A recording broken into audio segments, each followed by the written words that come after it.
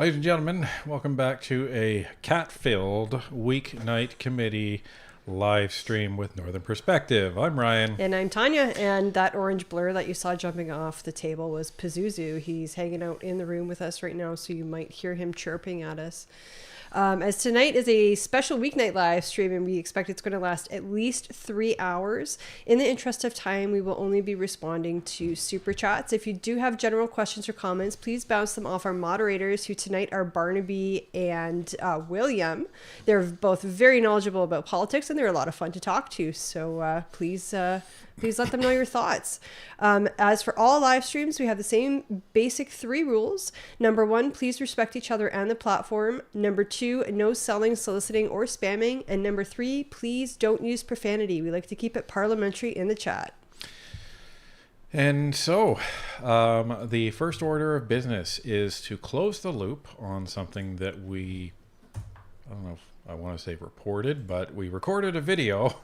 A very brief video. in Ottawa about something that happened in Ottawa regarding the Wellington building having a suspicious package delivered, and consequently police cruisers shooting by all over the place and subsequently evacuating said building of all parliamentarians and staff.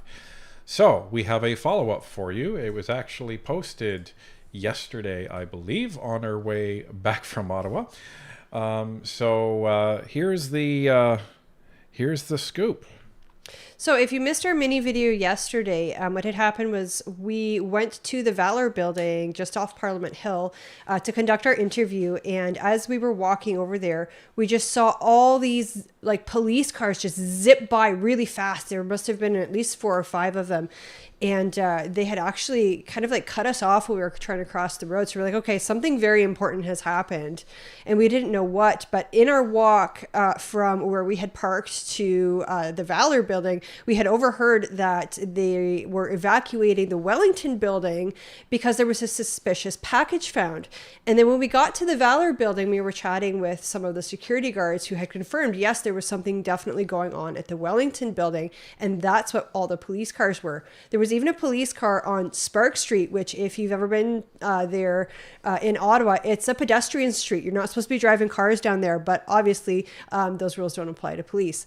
Anyways, the important thing is that just as we finished the interview and finished recording that video and finished posting that video, Global News is reporting that the package was deemed not a danger to the public.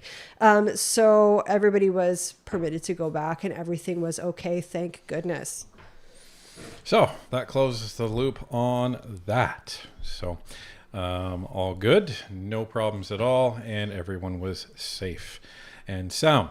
So by popular vote, as of the Sunday night live stream, we are diving into committee. We have not seen really any of this. The only things that we do know is that we've seen Michael Barrett, we've seen Michael Cooper. Actually, I think Barrett is in this. I think he is. Janice for sure. And Garnet Janice is in this. So at least Janice and Cooper are for sure. I believe Michael Barrett is in here as well. So it's not going to be an easy committee for Randy Boisonnault. Let me tell you that. So...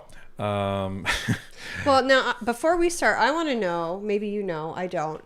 Was Randy summoned or did he come willingly to this committee?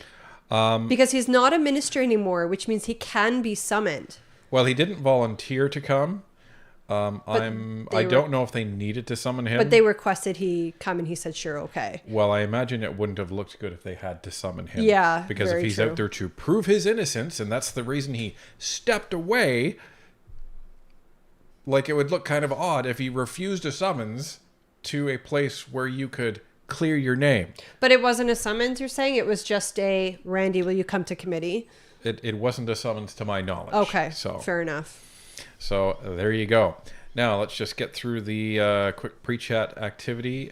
We are 600 likes behind, so please don't forget to ring that doorbell, put up your feet, get some popcorn, get your beverage of choice, and I imagine get ready for some good old-fashioned committee entertainment and a and a Conservative belt whipping on Randy Boissonnault's backside. That's what I anticipate is going to happen tonight. And please make sure that you hit that like button for us. It helps push out the stream to more people, so more people can come in and hang out with us. There you go. So Goko Donnie with 10 gifted Northern Perspective memberships to start off the evening. Thank you very, very much, Goko Donnie. Jilly Beans with a $2 super chat. Ding dong, Randy's gonna get roasted. I sure hope so. I haven't seen this yet. Ryan kind of pre-screened it, but I haven't seen it, so should be good. And Brenda Wee with a $28 super chat. Thank you very much for that, Brenda. Off topic, watching the House bothered me today. Freeland did not stand up for her own question.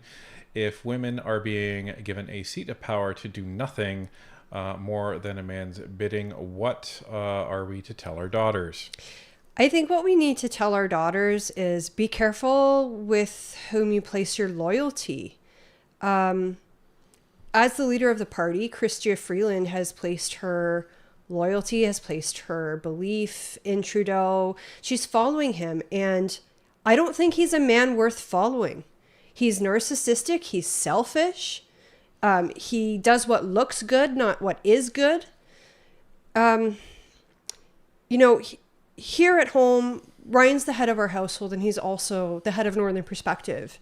And I place my loyalty in him, and I follow him. I trust in his decisions because he's kind and he's generous, and he examines all situations to, give the best possible outcome. Now, that doesn't mean he doesn't listen to me. He absolutely does.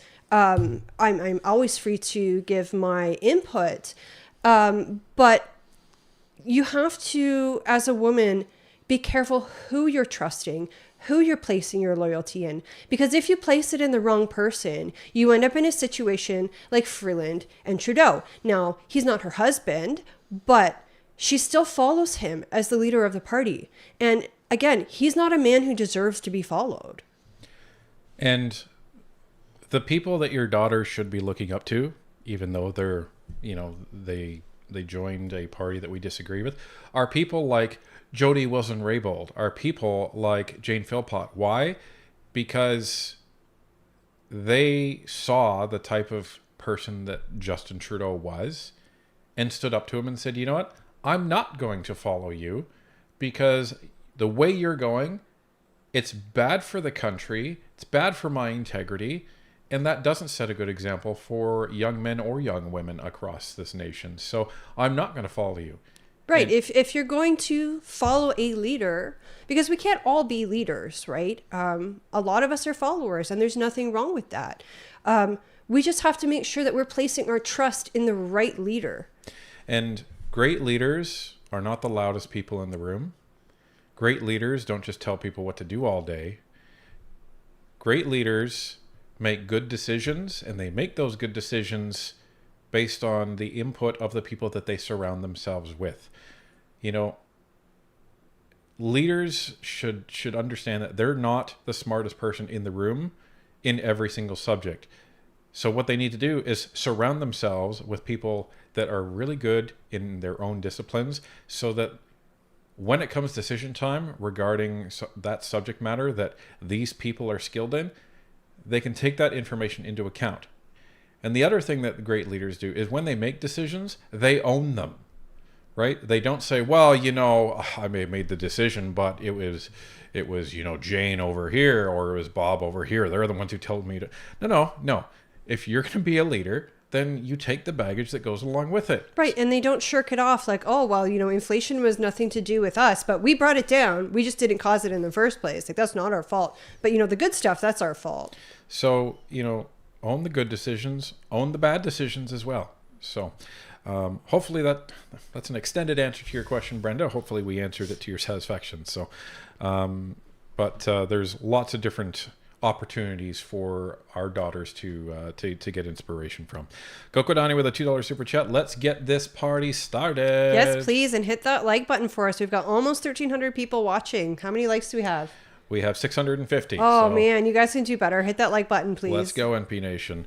And Jilly Beans with a $2 super chat, roasting Radical Randy's rooster. And we have Jade Sperry with a $2 super chat. But unfortunate. Oh, that's way down here. Randy, are we hanging out with Randy in committee? Well, that depends on who you're asking. Randy! Have you been hanging out with Randy? Maybe. Anyhow. Off we go. Gordon Muir with 10 gifted Northern Perspective memberships. Thank you very, very much. And Dudu with a $20 super chat. Thank you very much. Looks like we're all hanging out with Randy tonight. Randy! Have you been hanging out with Randy? Daniel T with a $5 super chat. Libs NDP love to repeat themselves. Vinyl has made a comeback, and I now believe 8-track tapes are returning too. You know, it wouldn't surprise me. Are they? I knew about the vinyl thing. Like, it's kind of cool. I think you go into a record store and you can see all the vinyl. Actually, Billy Talent sent our son a signed vinyl, which I just love. Shout out to them because that was really awesome of them to do. But I hadn't heard 8 tracks are making a comeback. And Jilly Beans with a $2 super chat. Well said, Tanya. Thank you. And I think I got Jade's right here, so that's great.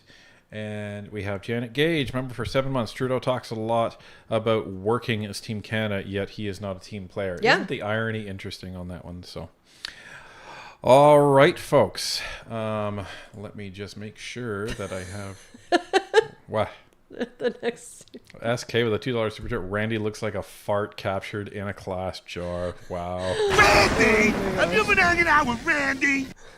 That's a good one. I'm gonna have to remember that. Oh my goodness, folks. Oh my goodness. It's going to be an interesting one tonight, I'm sure. Let me just make sure that I have my wonderful media up here. And this is... In the meantime, please make sure you hit that like button. We've gotten about 200 more people and I think about 200 more likes, so we're still down by about 650. Please hit that like button for us. This is interesting. Did you lose your media? No, I lost this thing for some reason. I'm not sure where this... Can I read the next super chat? Yeah, you can sure. So a $70 super chat from Brenda Weeb. Thank you very much, Brenda. It says, thank you. I knew the answer. I wanted it said out loud. That's awesome. Thank you very much. And Jilly Beans with a $5 super chat. It says, there is an I in team. It's in the middle of the a-hole. Nice. I've heard that one before. It's still funny. And Humble Tracker, Chibigan, cheers as always. Best wishes to you and loved ones as a member for 13 months. Thank you very much, Humble Tracker. It's good to see you again. Well, my fancy schmancy stuff doesn't seem like it's doing what it wants to be. I'm just going to take a quick check and see if it is. We lost the media. No. I have the media. What I am curious about is this. Okay, so it is working. Weird. And let's see if my media is working. There we go. I was going to say, this is what happens when we pack up the studio, go to Ottawa, and then come back and try to unpack it and hope everything works properly. And thankfully, everything's working properly. It's worked properly so far. We recorded a few things today, and it's worked. But and Carl Pierce, not sure if you got that one. Not yet. For a $2 super chat. Drinking game shot every time the Randy meme, please. Randy! Have you been hanging out with Randy? Oh, no, don't do that. I don't know how inebriated you'll get by the end. Well, I think considering that this is surrounding Mr. Boissonnault, I think I'm going to pause the rules of the meme for this committee. Oh, okay. What about for supers? Well, for supers, yeah, that's Okay, probably fine. all right, But all I right. imagine we're just going to when the MPs say it, we're not going to. We're going to be getting a lot of use out of this one. What the hell is going on? And also, Or I guess my appearance at committee's not going very well today. I love that. You know, we told Brock that we turned that into a meme, and he had a good chuckle. oh yeah, he loved that. He absolutely loved it. So, all right, folks, let's get to work. In the interest of time, I have removed Randy Boissonnault's opening statement, so you are not going to be subjected to that. But I think the Conservatives may reference it, and if they do, I'm sure they're going to explain it. Again to committee, all our new faces around the table, and we begin the first round of questioning for 6 minutes. We have Michael Barrett. Mr. Boissonnault, I'll give you an opportunity to come clean with Canadians. Who's the other Randy? Mr. Chair, could you have the member please clarify his question? Oh, come on. Well, it's a pretty straightforward question. In your previous appearance at other committees in this scandal, you said that it was an other Randy. Who is the other Randy at your former company, Global Health Imports? Mr. Barrett, I am not involved in any of the conversations. If you are referring to reports in the media, I am not involved in those conversations. And the Ethics Commissioner has indicated very clearly that I'm not involved in any of those conversations, any of those texts between Mr. Anderson and the person you just raised. And in fact, if you take a look at recent court cases, both the Gowie Group has indicated that they've never met me. I've never met them. And 4M Medical has indicated that they have never met me. I have never met them. So the problem... Okay, so already Randy is going off the rails. Ladies and gentlemen, this is not going to go well for Mr. Boissonnault. I guess my appearance at committee is not going very well today. So, dude, you were... You know, I'm trying to recall, there was a movie... Oh, it was Back to the Future, and I think it was Back to the Future. Maybe it was part 1 when Marty McFly goes back in time, and Biff Tannen's gang comes up to him and says, "We can do this the easy way, or we can do this the hard way." And then they like club him over the head, and then you hear one of the guys go, "The easy way." So clearly, Mr. Boissonnault is choosing the easy way to get through this. So. Wow. Because Michael Barrett just asked who the other Randy was. And then Boissonnault was like, well, I wasn't involved in those conversations. I wasn't involved in the text messages. I wasn't involved in the news reports. Like you haven't seen the memes. Come on. Well, and it's like, Barrett wasn't talking about text messages. Barrett wasn't talking about any of this stuff. But, okay, whatever you like. Okay, off we go. And in we go with this. So, Spiky Mikey 33 with a $5 super chat. Wait a minute. That's the other Randy. Randy! Have you been hanging out with Randy? There in committee. Thank you guys, and I agree with Tanya. Please hit the like button, everyone. Yes, please do. It helps push the stream out so that more people can join us. We got another 400 likes, and as a result of that, another 600 people joined. So you can actually see the result of liking the stream. YouTube pushes it out. People click in. So please, let's go. And Warren the Predator with a $7 super chat. Thank you very much for that. Liberals in complete free fall in 338. Polls block, definitely likely to be official opposition. Really? That's interesting. I'm going to actually take a quick peek at that myself.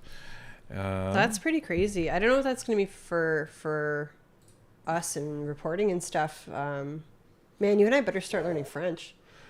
I know we have the translators, but the translators, I feel like so much is lost through the translators. Like sometimes you get a really, really good one that can do the proper inflections and they have like that emotion behind the voice. But more often than not, they're very monotone and just kind of conveying the words. And I think a lot is lost in translation. Speaking of lost in translation, I think some of the seats have been lost in translation. So even though the poll popular vote hasn't changed too much, the modeling has. So, oh my goodness, the Liberals are now at a median of 47 seats with the Bloc at 45. Yikes. And even though the Bloc has a lower ceiling of a maximum of 50, they have a higher basement or a higher floor, I should say. Liberals are in the basement at 38 versus the Liberals at 27. Wow, and the Bloc only runs in one province. How sad is that? That would mean if the election was held today and the median seats are what they ended up winning, then the Liberals would have lost 119 seats, something like that. But you know what's even like more shocking than that is that based on that poll, the Conservatives are set to get more than 100 new MPs. Yeah, because that's like doubling the caucus. That's huge. And And I think party discipline is going to play a huge role in the next government, because when you have that many people, you need to make sure that they're all voting along party lines, in that they're voting for what the party is representing. Because as a Canadian, if you're voting for a government that's promised to axe the tax, you want to make sure that your MPs are all voting in the House to axe the tax. The whips are going to be busy. They are. Making sure that the party votes the way they're supposed to vote. Or maybe they won't need a lot of challenge early on, at least. So, a Fife with a $20 super chat. The difference in demeanor among some of the Lib and PC female MPs is stark. Yes, it is. It absolutely is. MPs like Ferrari, Dancho are great examples. Others like O'Connell and Dam. Oh my goodness. Boo-hoo O'Connell. Wow. Seem unserious and bitter. Why do you think the Libs are so popular with women? Yeah, I was speaking about this. A friend of ours had an event on Monday night. That's part of the reason why we were in Ottawa. And I was on the panel and I was asked this question. And I said, I think that with conservatism, it's very by the books. It's old school, and a lot of it has to do with numbers. A lot of it is emotionless.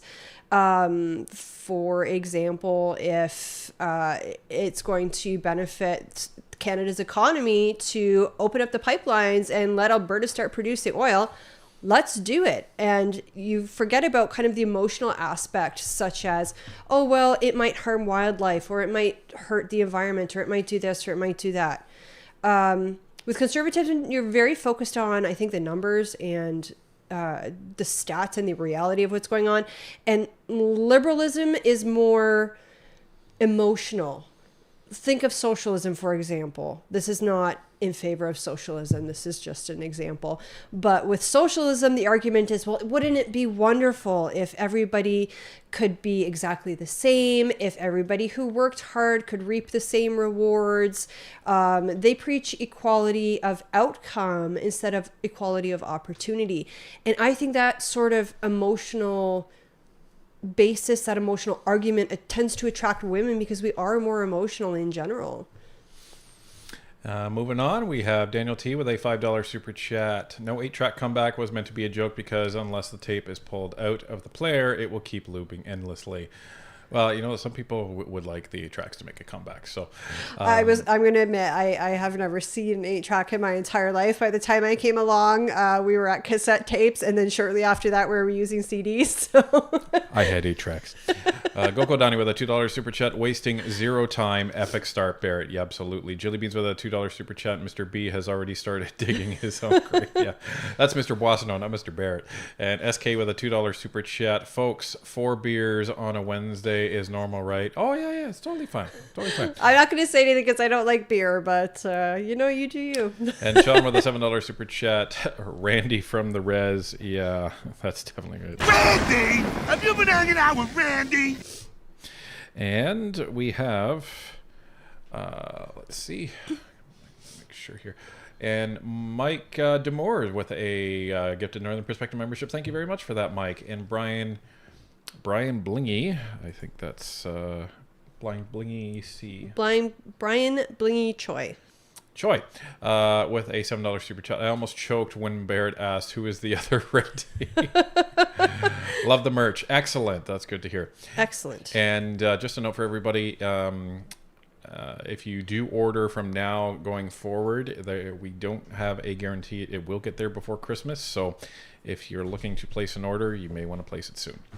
And SK with another $2 super chat. Reserve Randy. Is that appropriate? Randy! Have you been hanging out with Randy? Yeah, that's just fine. Warren the Predator with a $2.79 super chat. Ryan, loved your face when you looked it up. Oh, the 3-3 pull, yeah. And it looks like Construction Cronies with a $20 super chat. Good to see you around. Merry Christmas, MP Nation, and Merry Christmas to you, sir. Merry Christmas, and Merry Christmas to your family as well. Transcription with a member comment for 5 months. Mr. Anderson. Mr. Anderson. Mr. Anderson. Are you pondering what I'm pondering, Randy? Randy! Have you been hanging out with Randy? I think so, but horizontal stripes make me look chubby. And listless receptionist jumping in with a $5 super chat. Randy's. Randy! Have you been hanging out with Randy? giving less strong eagle man and more frightened pigeon vibes. That's amazing. All right, let's get back to this. That we have is that you had previously said that you didn't have any contact with your business partner, Mr. Anderson, while you were serving in Justin Trudeau's cabinet. But then when you got caught, you admitted that you had, of course, sent text messages and that there was a phone call between you and your business partner exactly when he was corresponding with potential clients and fraud victims about Randy, and Randy being in Vancouver, and that's where you were. The problem that we have is that in committee appearances, you've lied about owning 50% of the business. You lied about being in communication. Mr. Chair. You lied about there being another That is Randy. not a fair characterization, Mr. You lied Mr. Chair, about being point of order. Indigenous, Point and of you order, lied Mr. about Chair. being a journalist. How can we believe anything Chair, that you point of say order. today? Mr. Barrett, just 1 second, please. We have a point of order. Mr. Fresh, I don't know who raised it. It was Go ahead, Peter. Okay. All together. Yeah. Mr. Carr.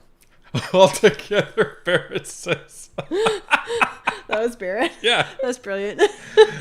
Well, because this is the funny part, folks. All right. So for those that are new and you don't know what a point of order is, so a point of order is something that any MP can raise that is not a witness. Any MP can raise. They can raise it in committee or they can raise it in the House as long as it's not during question period. And there's another point during the House where they're not allowed to raise it. Probably during the vote is probably the other one. Well, you also can't raise it You can in the House during a question of privilege, I believe. Yeah, So- that might be the other one. But you can definitely do it during debate in the House, but you cannot raise it during question period. Right. So,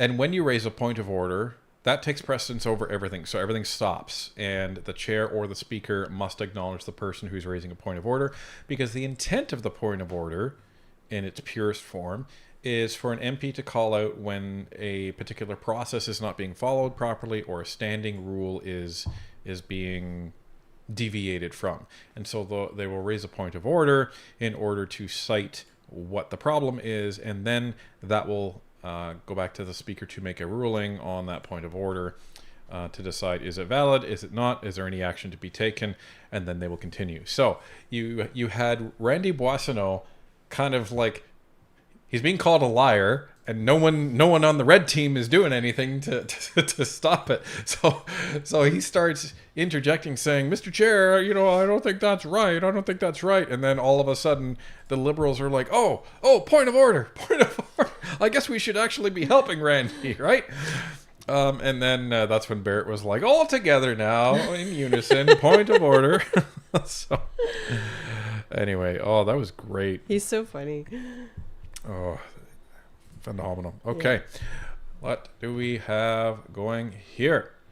Let me get back up here. We have Landon McIntosh, member for 8 months. Thank you for sticking around.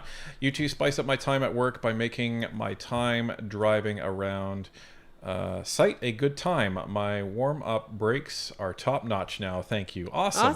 Thank you. Glad we It's could our be pleasure. with you. Yeah. And that always makes us, feel.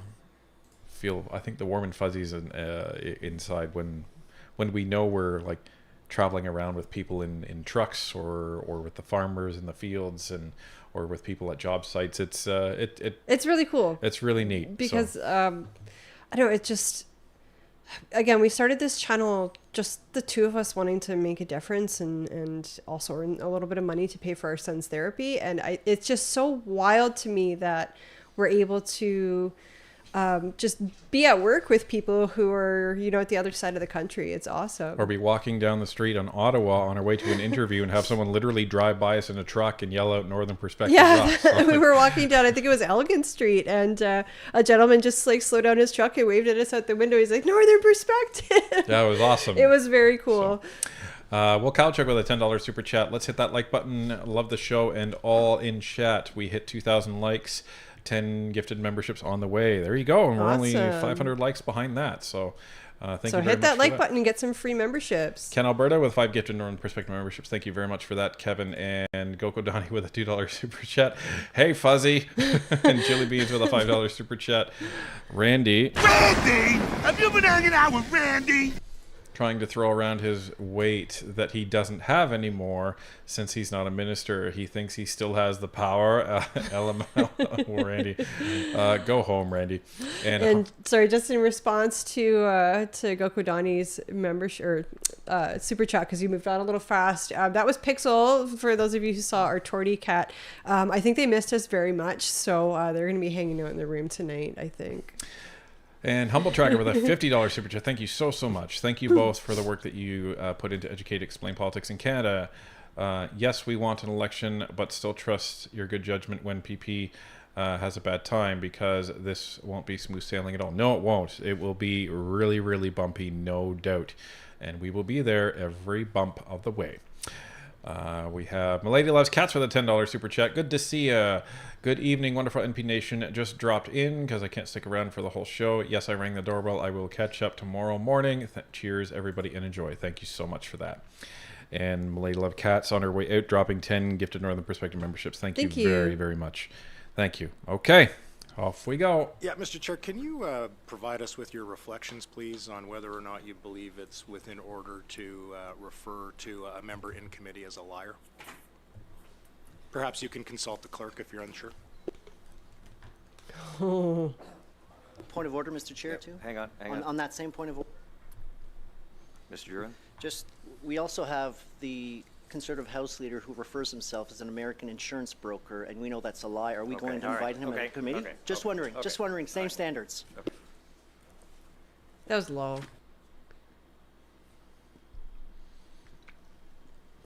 Is Jamie Schmiel new to being the chair? Not sure. Maybe we can change the language a bit and not refer to people as liars. And I'll give you your time back, Mr. Barrett. Okay, he's the vice chair. How can we believe anything that you say when all of the things that I've listed that you said aren't true? When you said you were Indigenous, you said you were a journalist, you said you weren't in contact with your business partner, you said that the company wasn't getting any federal contracts. All of those things aren't true. You said one thing, and the exact opposite is true. Now, your liberal colleagues want That's a lie, everybody. want to put flowery language around that. If you say something that's not true, we all know what that is. Why should we believe you? How can we believe you today? Well, Mr. Chair, through you, I would like to inform Mr. Barrett that he's simply mistaken and putting false claims on. We've litigated this at Ethics now twice, and the Ethics Commissioner himself has indicated that on the 6th, 7th, and 8th of September, I was not involved in the text messages that the National Post and that the Conservatives keep trying to raise. I'm simply... Okay, this is very dishonest for Boissonnault to be talking about this. What he is talking about, and he's like hanging his hat on this, is the first investigation that the Ethics Commissioner did when the Ethics Commissioner asked Boissonnault for all of his text messages. So he says, here, no problem. Here's my parliamentary phone. You will find no text messages on my parliamentary phone. Oh, he didn't give him all the information. Correct. When the ethics commissioner had come back, once he received all the proper information, it was like, yeah, I probably would have made a different ruling. Correct. So when they found these WhatsApp messages on Anderson's phone, they were like, hey, there's other text messages that you didn't provide to the ethics commissioner, and you knowingly didn't provide that to the ethics commissioner, and that was really dishonest, Randy. Well, it's because he had two phones, right? Correct. I mean, a lot of people have a work phone and a personal phone. You did that when you were working full time. Yeah. So it's really, really disingenuous, and I could make it another joke there, but not, that would be at the expense of the Canada's Indigenous people, and I don't want to do that because they've had enough slander as a result of Randy the situation. Boissonnault. Yeah. So you have it's so disingenuous to say, oh yeah, well the ethics commissioner cleared me on this matter, and he's trying to wave it in their face, and it is completely untrue. Gokodani with a $2 super chat, officially staring in Klingon right now. And Sean with a $7 super chat, think Trudeau is playing feminist to set stage for Mistress Jolie. No, he's just doing it to virtue signal. I don't know. I think that's a rumor. I don't think we've proven that, because one of the things when Jolie came out with that New York Times like front page spread, I had joked, do you think it's like a lover scorned? But well, and like we've been told some rumors that are flying around the House of Commons, and because they're unconfirmed, we're not going to be perpetuating gossip. But there's some crazy rumors flying around. No, but it's fun to make fun, though. Yeah. So, but again, the rumors it's have all nothing. rumors. The rumors have nothing to do with Jolie. Let me tell you that. So. Yeah, a lot of rumors flying around the house. Simply not the person involved in those conversations. There was a text exchange between me and Mr. Anderson regarding a Purelator account that needed to be settled, and I was very clear about that at ethics. There was no communication between us in the following days. Mr. Seems to change. Your story always seems to change once you no sir, it's my time. And your story always seems to. I was there on the 8th. Okay, one person at a time, please. It's very difficult for the interpreters to figure out what's going on here. One person at a time, please. I believe Michael Barrett had a question, and then we'll have a answer. Mr. Barrett. Point of order from Mr. Frederick. This has been happening regularly in this particular exchange, and I think that it's good at the outset just to clear it up. Let's give the witness enough time to offer a response back. Point of order? What we've experienced in this committee is the person asking the question is due their time, and is in this case, Mr. Barrett is due his time to ask the person the questions he wants to ask. So just challenge the chair to keep that priority. Thank you. Yeah, what my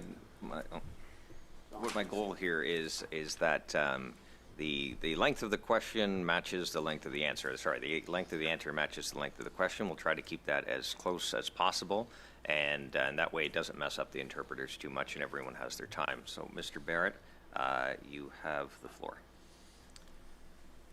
Equal time. You said you were a journalist. Are you? Mr. Barrett, I was a regular reporter for the Francophone news outlet, CBC Radio Canada. Yeah, I was a member of the Canadian Media. And that was equal time, and that's not what CBC has said. You said you were Indigenous to get federal contracts disenfranchising Indigenous peoples. Are you? Mr. Chair, that is simply false. That's not true. I've never claimed Indigenous status, and I've never applied for an Indigenous contract. Full stop. Well, we know that that's also not true, because the company that you own 50% of, Mr. Boisonnault, did exactly that. Your company, GHI, is under investigation for fraud and being investigated by the police. Is that correct? I have not been contacted by any police service to that effect. And Mr. Barrett, I was not involved in any federal contracts while I was operating. And so as much as you want to distance yourself from it, this is very much yours to own, because you in fact own 50% of it. So you were willing to cash the checks, but you're not willing to take any of the responsibility for where the money came from and how. And this is the problem, because I think it was up until June of this year, something like that, that he'd still owned a 50% share. He did. Yeah, he didn't divest himself. So guess what, Randy? That's a big no-no. Like, you especially know that when you become part of cabinet. You have 60 days to fill out your forms and send them to the office of the ethics commissioner, and then they have another 60 days to tell you what to do. Well, and it's not like these ministers, just sit there and everyone assumes they're going to do this. No, after they're appointed to cabinet, the ethics commissioner, their office reaches out to these people and says, here, this is everything you have to do.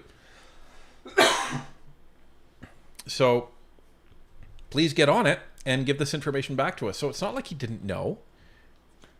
He absolutely did know. So the problem is because he was still a 50% owner, he shares the responsibility of when GHI classified itself as Indigenous on the application to actually get a government contract. And that's what Barrett's talking about. You were happy to cash the checks, but you don't want to bear the responsibility. As a 50% owner. Yeah, I mean, as a 50% owner, you need to stand up and say, I screwed up and I'm willing to accept the consequences. It's not comfortable when something like that happens, but I mean, I think it says a lot about one's character when you are able to stand up and say, I screwed up, here's how I'm going to fix it, or I've screwed up and I'm going to accept the consequences. Yeah. So, Brenda Wee with a $5 super chat. Oh, come on! Even I gossip. Just say it's gossip first. No. No, okay. Not in this case. No, somebody very, very close to my family told us this, and they would probably flay me alive if I repeated it. So, yeah, somebody shouldn't have said anything. It's a fine. And Oscar Lima Mike. Oscar Lima Mike with a $28 super chat. Been with you guys since the beginning. Well, thanks for putting up with everything and sticking around. Great to see how you've grown. The first promise these clowns broke was regarding clean drinking water on reservations. How is that coming along? Yeah. And it's not, right? They talk about, reconciliation. So what are they going to do? Make another national holiday. Screw the drinking water. Well, liberal reconciliation is just, saying land acknowledgements at the beginning of every meeting. It's just flowery language that's cheap and easy, right? Doing something, like actually doing something, like providing clean drinking water to the people who need it. That's hard work. And they're not up to the job. Right. And this is one of the hugely legitimate grievances that people that live on these reservations have. Well, didn't the 100%. Liberals say that clean drinking water is not a human right? Or am I misremembering? I don't know. It wouldn't surprise me. Don't quote know. that. That could be wrong. That could be gossip. Yeah. And Mark H with a $7 super chat.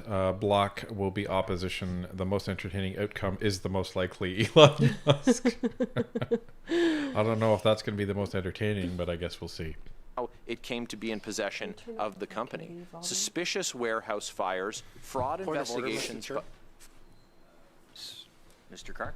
Yeah, I'm wondering, for the benefit of myself and other committee members, I would very much appreciate if the clerk could provide the timing of the length of questioning that you are allocating. It's 6 minutes per member. Every time that you stop the clock to deal with the point of order or to address something Mr. Barrett or Mr. Zimmer or others have said, I'd like it to be tracked for the committee that you're not providing more time to Mr. Barrett. So for our benefit, please, if you could have the clerk... Are you questioning the judgment of the chair? I am... Oh, you know what? Okay, so I think his name is Benjamin Carr, if I'm not mistaken. I think so. Mr. Carr. He is a chair, and he's fairly good. He's fairly objective in the committees of him that I've watched. He knows what he's doing. Now, he's using his authority as the chair of another committee to pick on Mr. Schmale, who is the vice chair, so he's not really used to conducting committee. You can see he's a little bit nervous. Maybe a little unsure of himself. Maybe he doesn't do this very often. And I think Carr, stepping in and using his authority to kind of demand Schmale to do something in this manner is just, I don't even know the word. It's not appropriate. Well, and he's trying to imply that Jamie Schmale, as chairing the committee, is showing favoritism. And as chair, you're supposed to be nonpartisan, right?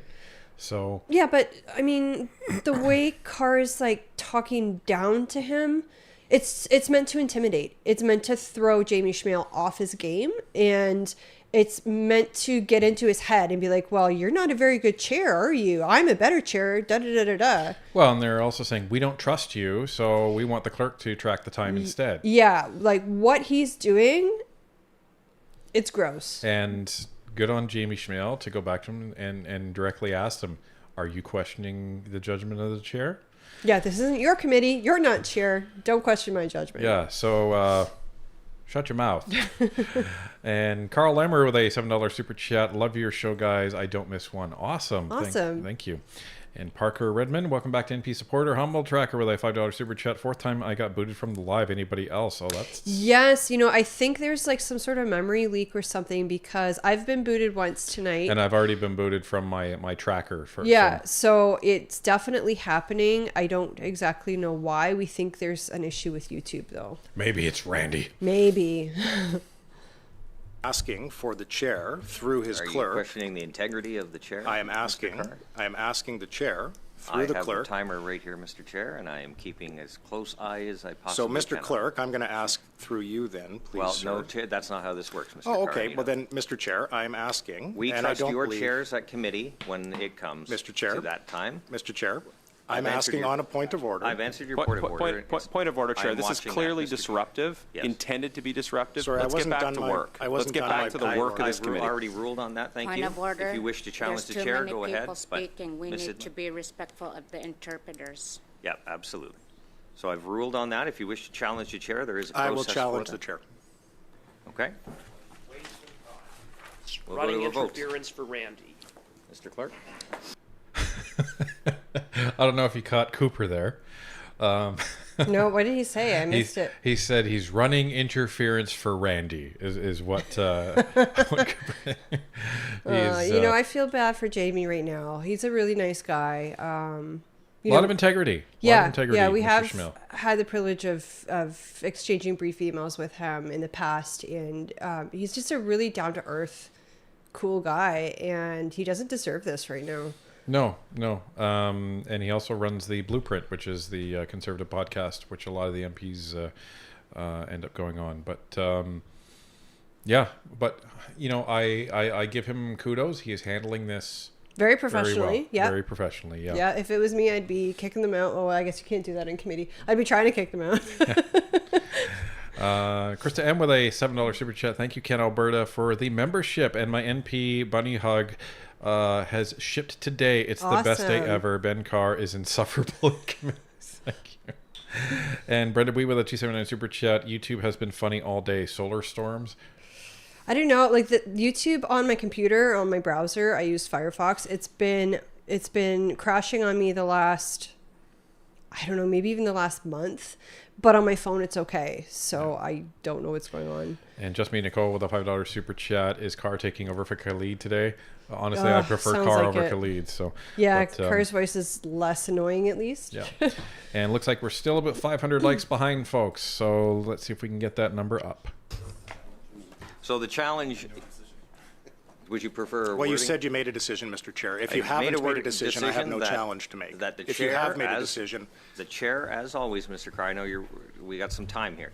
The chair in any committee has been responsible for the timing, whether it's Mr. Weiler or myself. Correct. All right? We've never had a problem with that. I don't anticipate there's being a problem now. But now you're calling into question my integrity. I actually have not, Mr. Chair. I've simply asked that and I've made a ruling that I will keep track of the time. I have two people on either side of me that will watch. I have done nothing to impugn my integrity. The fact that I haven't suggested that you have, Mr. Schmiel. I've simply asked for the time to be made So having said that, enough. We don't want to waste any more time. So if you wish to challenge the chair, we'll challenge and we'll have a quick vote. If not, we will move on with Mr. Barrett, who has the floor. So just so I can confirm here, you are not agreeing to allow for the committee to be aware of how much time is being allocated. I have the timer right here. It's in full view of two other people. Okay. So at any point, you're comfortable if we check in on that? Absolutely. Okay. Thank you, Mr. Chair. Thank you. What an ass. I don't use that word often on this show, but seriously. Yeah. Well, and he's trying to basically say, okay, just so we can get it on the record, because we don't have any social media clips, so we're trying to figure out how to make some. So we just want to make sure you are not agreeing to share the time remaining with committee. You never see that from any chair, conservative or liberal, where they say, all right, everybody, just so everybody knows that every step of the way, here's how much time they have left.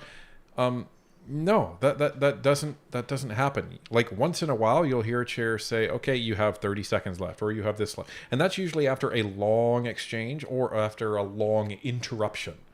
So that it's to the benefit of the actual person asking the questions, not everybody else. So yeah, it's garbage. It's absolutely garbage. Anyhow, we have Pink Emo Slayer. Good to see you with a $5 super chat. Is this a preview of how the Liberal Party will operate as opposition? No, because as we saw earlier, they're probably not going to be opposition. Well, they'll be an opposition. Well, they'll be lucky if they're an opposition party at this rate. Yeah, if they lose party status, I will just laugh and laugh. But if they have party status, they are going to be insufferable, I imagine. And Jerry Savoy, great to see you. Member for 14 months. Sorry, I've been really busy with my work. 15 to 18 hours a day. All project need to be finished for the end of the year. Moving on Sunday too. Wow. Oh, wow. Good luck with the move. I know moving house it's a lot of work, so good luck. I hope everything goes well. And Carrie Hamill with a $5 super chat. I enjoy your show and the memes. Awesome. I come for the show. I stay for the memes. Mr. Barrett, you have 45 seconds. Floor is yours. So, Mr. Boissonnault, while you were claiming to be Indigenous, the Liberal Party was also echoing that claim on their websites and posting that you were Indigenous. And the ethical problems that presents, of course, are self-evident. But I'd like to know from you, if you're aware, how much money the Liberal Party of Canada fundraised off of your false claim and their false claim that you were Indigenous when that was simply false. So this question is just one of grandstanding at this point. There's no way that anybody in the Liberal Party will know the answer to that question. What this is just to implant for people watching just the thought of, oh yeah, they probably made money off of the fact that he was claiming he was Indigenous. That's disgusting. So that's an interesting little tactic that Mr. Barrett used right there. Catherine Griebel, welcome back to NP supporter, and Krista M with a 279 super chat. I like when Tanya speaks unparliamentary to us. Well, don't get used to it because it's not going to happen very often. Yeah, otherwise I'm going to call a point of order and put her in contempt. So, Mr. Barrett, I sat at Indigenous Caucus as an ally between 2015 and 2019. And during the 2019 election, the party mistakenly included me on a list of Indigenous candidates. When I realized that I was on that list, I called the party, we contacted the party, and we had that mistake corrected. And I have never received, as a candidate in 2015, 2019, or 2021, any funding from the fund to support Indigenous candidates. And that is appropriate as it should be because I do not claim Indigenous status. Okay, thank you very much, Mr. Boissonnault. That completes that round of questioning. I believe Mr. Handley is up. Is that still correct? Mr. Handley, you have 6 minutes. Thank you very much, Mr. Chair. Thank you to Mr. Boissonnault for making the tremendous effort to appear before a committee today. I know this is not an easy task. So I think what we're going to do is we're going to see the types of questions that Mr. Handley throws at Boissonnault, and if they're all going to be softball questions, we may just skip the Liberal questions and go straight to the Conservatives unless anyone has any special insights. But Brendan Handley, I hope you are prepared for your last term in office as a Liberal from Yukon, because it is trending blue at the moment. And Nilik with a $5 super chat. Carr is disgusting. He's been pulling this in every committee. What a tool. Elon called Trudeau insufferable today. Frankly, most of the Libs are. Indigenous identity, Mr. Chair, Indigenous heritage, that's obviously very important to me in the North and in the Yukon, as is the nature and the practice of First Nations procurement.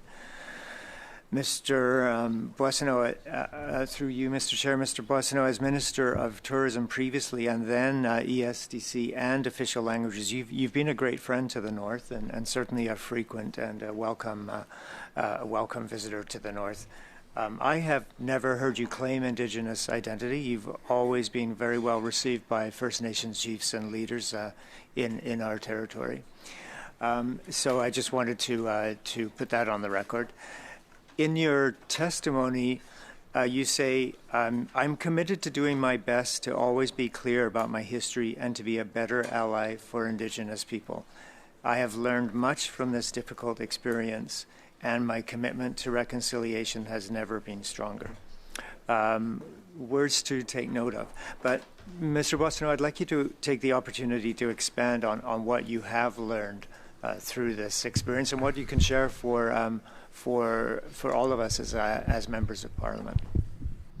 Okay, so this is basically, here you go, Randy. Here's all the time you need to explain yourself. Yeah, and to make your excuses for everybody. So I'm not really interested in that because we've heard it before, and it's the issue. Gokanine with a $2 super chat. Car is there to disrupt and bully for the duration.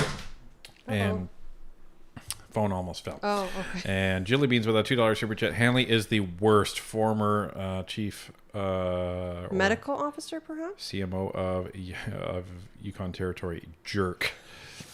Yeah, CMO, there's many different acronyms I can think of there. So he's walking. Sorry, we're just worried. I think I mentioned this last time. We attached a little bell to Fennec's collar so that if he has another seizure, we can hear him.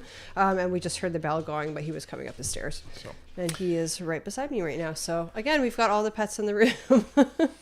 So I think I'm going to skip ahead and not... Oh, and also I just want to announce that Jester's joined the chat as well. So you'll see him in the chat. You can bounce your questions off Jester too. About time you showed up. Everybody give him a hard time.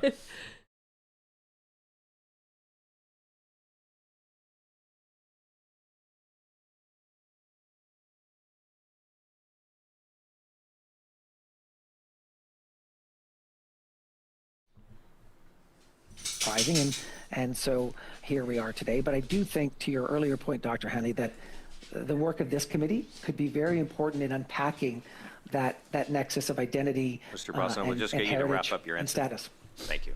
Okay, thank you very much. I believe we are welcoming to the committee a new block member, Ms. Sinclair de Gagné. You have 6 minutes. The block ringer. Merci, Monsieur le Président, et je tiens tout d'abord à réitérer que vous avez ma pleine... Thank you, Chair. And I first of all want to say that I fully support you. I trust in the way you're attributing time. Mr. Boissonnault, hello, and thank you for being with us today. We've noted the apologies that you have presented in your intervention at the outset of this meeting, and we want to be able to determine whether or not that is sufficient. It's not us, but it is the First Nations and the Métis and others who were taken aback by all of these occurrences. It is up to them. Reconciliation rests on the recognition of First Nations, and the identity of Indigenous has been subject to benefits from the government, and to say that you are Indigenous mistakenly or wrongly can have consequences. You know that many errors were committed, and someone of your status, you're not just anyone, you are a minister of the Crown. What message do you think that sends to First Nations, Mr. Boissonnault? Thank you, Chair. And Madame de Gagné Sinclair. I've never said I had status, Indigenous status. I've never applied for a contract reserved for those having Indigenous status, and I've never been able. I didn't touch monies that were reserved for Indigenous peoples. I think we agree we have to look at this and shed some light at what happened, look at it closely, because the First Nations have worked too hard to achieve reconciliation, to achieve equity with people who are not Indigenous, and I think we have to denounce anybody who falsely claims to be Indigenous. I've never said I was Indigenous. The fact that my former ex-partner sent this email to the government without my knowledge is erroneous. And I was so confident his actions, but he did so without my knowledge. I learned about it in the newspapers, and I stepped aside from cabinet because I couldn't carry on. I quite agree with you that these contracts and business dealings that are set aside for Indigenous people should be dealt with only by Indigenous people. They're the ones that are supposed to get the funding. So, you say that you absolutely did not know that Health Imports was benefiting from this so-called Indigenous status before it became public. But it was over the course of several years, even many years. Is that what you're saying? You are not aware of that? You never were aware of it? Three things. So, again, the problem is once you lie, everything else that you say is called into question. And he was very happy to stand up and crow about his grandmother being a full-blooded Cree woman, is what he said? Full-blooded Cree woman, like so many times. And he would speak Cree, to open speeches and stuff like that. He never said in these things, oh well, I was adopted and I'm just speaking this to spread awareness of the Cree people. It was passing himself off as someone of Indigenous heritage, and he was not. He is not. And even his grandmother wasn't a full-blooded Cree. Well, it was his great-grandmother, I think. But, I mean, True. I want to have some sympathy because on the one hand, it's like you can only know what you're told. So, for example, I was told all my grandparents were born in Italy. What if all of a sudden I find out that's not true? And I've spent 37 years believing that they were all born in Italy. So I think that would be a shock to a person. I think there's like an extra layer added on when you're adopted because it's even that much harder to find out exactly who you are. But I don't know. It seemed like he was using this to kind of bolster his standing within the party. And again, it's because Liberals all care about identity. It's identity politics with that party. Well, and we've shown the picture of the Liberal caucus before, the Indigenous caucus. It doesn't say ally next to Randy Boisonnault. It just shows Randy Boissonnault in the Indigenous caucus. What does that tell everybody? It implies that he's Indigenous. That's what it implies. So, but I come back to when you start lying, it calls everything else into question. He may be completely telling the truth that he was told by his family that his great-grandmother was full-blooded Cree. The problem is because he's lied about all this other stuff, you can't believe anything he says. Right. If you're willing to lie about the small things, what else are you willing to lie about? Right. Like, if you're willing to lie about a chalet and a cabin, you're going to be willing to lie about a lot more serious things. So, just something to consider. Now, where's my mouse? My mouse is being silly. There's my mouse. Now I have it over here. Okay. It's kind of tough when you have... We've got technically 5 monitors because the computer counts the teleprompter as its own little monitor. Yeah. A Fife with a $5 super chat. Can we please summon the other Randy? Randy! Have you been hanging out with Randy?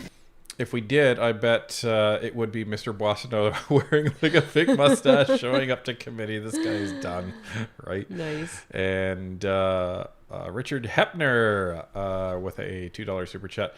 Please pass the liberal soft soaping. And Jilly Beans with a $2 super chat. Chief Medical Officer. That's what you're talking about for Hanley and Yukon. Thank you very much. Perfect. For Thank you. Gokadani with a $2 or a $5 super chat. If she ever wanted to cross the floor, I hope Team Canada would make room for her immediately. She's good. Oh, you're talking about Sinclair Deglan. Yeah, she is. Vigneault's a phenomenal committee MP. Sinclair de Gagné is a phenomenal committee. You saw her in committee live, didn't you? You saw her in action, right? Yeah. And you said she was really good live. Yep. And Mr. Vilmer is also quite good in committee. Like, there's some strong Bloc MPs. They're for the wrong party. And Jilly Beans with a $2 super chat. Thank you very much for that. And Brenda Wee with a $7 super chat. Why are not the actual First Nations saying anything about the stolen funds? They have been, actually. So they've been coming to committee, and there've been organizations that have put out official statements, and they are not happy with Randy Boissonnault and all of this stuff coming out. So they are actually standing up. If they weren't, I would completely agree with you, Brenda, that people that are representing First Nations and Indigenous people, they need to be standing up and calling this stuff out. So the good news is they are. So thank you for raising that. Warren the Predator with a $14 super chat. Thank you very much for that. Off to work. We'll finish this later. I'd really be interested in helping NP out with the gun laws. Any help you need with understanding it. You have my email. Just a thought. Cheers, NP. Good night. We actually have a resource on that, and that would be Barnaby, because he has his pal. He has his pal, and he's been a licensed gun owner for many years, and we've had many conversations about gun laws. And we don't agree on all things gun, but what we do agree upon is that people do have the right to have them and have the right to buy them, and that the rise in gun violence has nothing to do to licensed gun owners. Right. No, right. But we are actually working on getting an interview probably in the new year regarding the gun laws. So we will see how that goes. And Mark H with a 279 super chat. The Bloc being opposition would be entertaining but not good. Well, it would be difficult for people to follow, and because it's not the same when you have a translator. Yeah, as I was saying earlier, it's the interpreters don't always get the intonation right. They don't always get the emotion right. I think a lot is lost in the translation. So as much as I would like to see the Liberals absolutely decimated, I think just for watching and understanding Parliament and really getting the emotion in it, they would probably be a better official opposition than the Bloc. Well, and this is why the Liberals have resorted to saying a lot of things in French to try to avoid being clipped for social media. Yeah, 100%. Because, people just, like the English folks, don't necessarily follow interviews or press conferences, when they're translated for that express reasons. So, and CPAC doesn't translate everything either. Like when they're live doing a press they translate conference, nothing. Yeah. Yeah. So it's usually the news organizations that pick up the CPAC feed, then they'll translate it. Yeah. So, and we have a Gamble God of War member for 8 months. Sorry I'm late. For future, do you think there will be new legislation to keep this corruption from happening ever again? I hope so. Stay tuned. I hope so. Yeah. And Wolkalchuk, we must have passed 2,000 likes, dropping 10 gifted Northern Perspective memberships. Thank you very much for that. And Michelle Champagne with a $10 super chat, 50% owner, but doesn't know what his partner is doing. BS. Right. In a two-person company. That's the messed up part of this. In a two-person company. And we have Nick Skews, member for 3 months. Got my NP hoodie a couple of weeks ago. Love it and spreading the word. Thanks for doing what you do. Awesome. And looks like Tanya dropped 5 Northern Perspective memberships of her own. So yeah, that's her crossing 2K. When I was a private citizen, I said when I was queried about ethics, because I was a former member of Parliament, that I never had any business dealings in this way with GHI and the federal government. The ethics commissioner felt that it was very good for me to be clear about that I had no contact with the federal government, but that it be contracts or whatever, because that would be inappropriate. Second thing, Madame Sinclair de Gagné, when I was a private citizen, I worked through the system of applying for the business deals through the LGBTQ system, I was able to certify that the business was 100% LGBTQ. I hate to interrupt you, but my time is very limited. The changing of the administrator of the business was on March 17th, 2023. And you didn't benefit while you were an elected member, but as of that date, you had come back to the House. And how do you explain the fact that there was still involvement?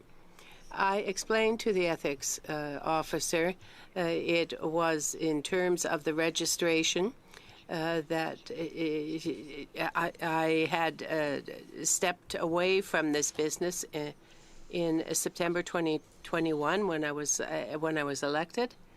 My lawyer contacted Mr. Anderson's lawyer, and it was understood that he had made the change, but he didn't do the change. He didn't make the change. Okay, come on.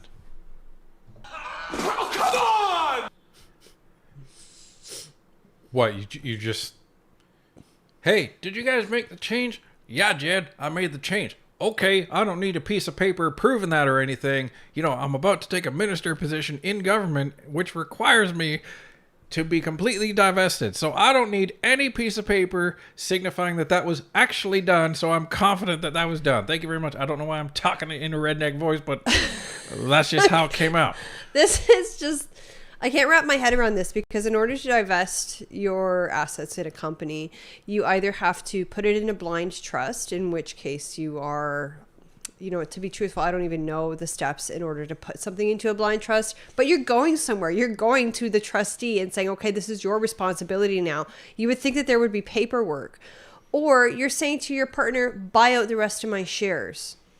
And you would have proof of something that you've transferred it, that you've transferred money, that you've transferred shares. Like, my mom and my grandpa owned a company together, and my mom ended up buying him out because he wanted to retire. He was in his 90s, right? And they had to go to a lawyer to do it. Like, you don't just be like, oh, okay, well, I guess you own my stuff now. You have to do it properly. Well, and like, he's like Randy talking about the registration. Hello? The registration's one thing. Your share ownership is something else. And you would have had to go through the process to place that in a blind trust. Yeah. Which, again, there would be paperwork. That he would have had to sign. 100%. So, like, no. Nobody believes you. Anyway. I knew this would be a dumpster fire. We have...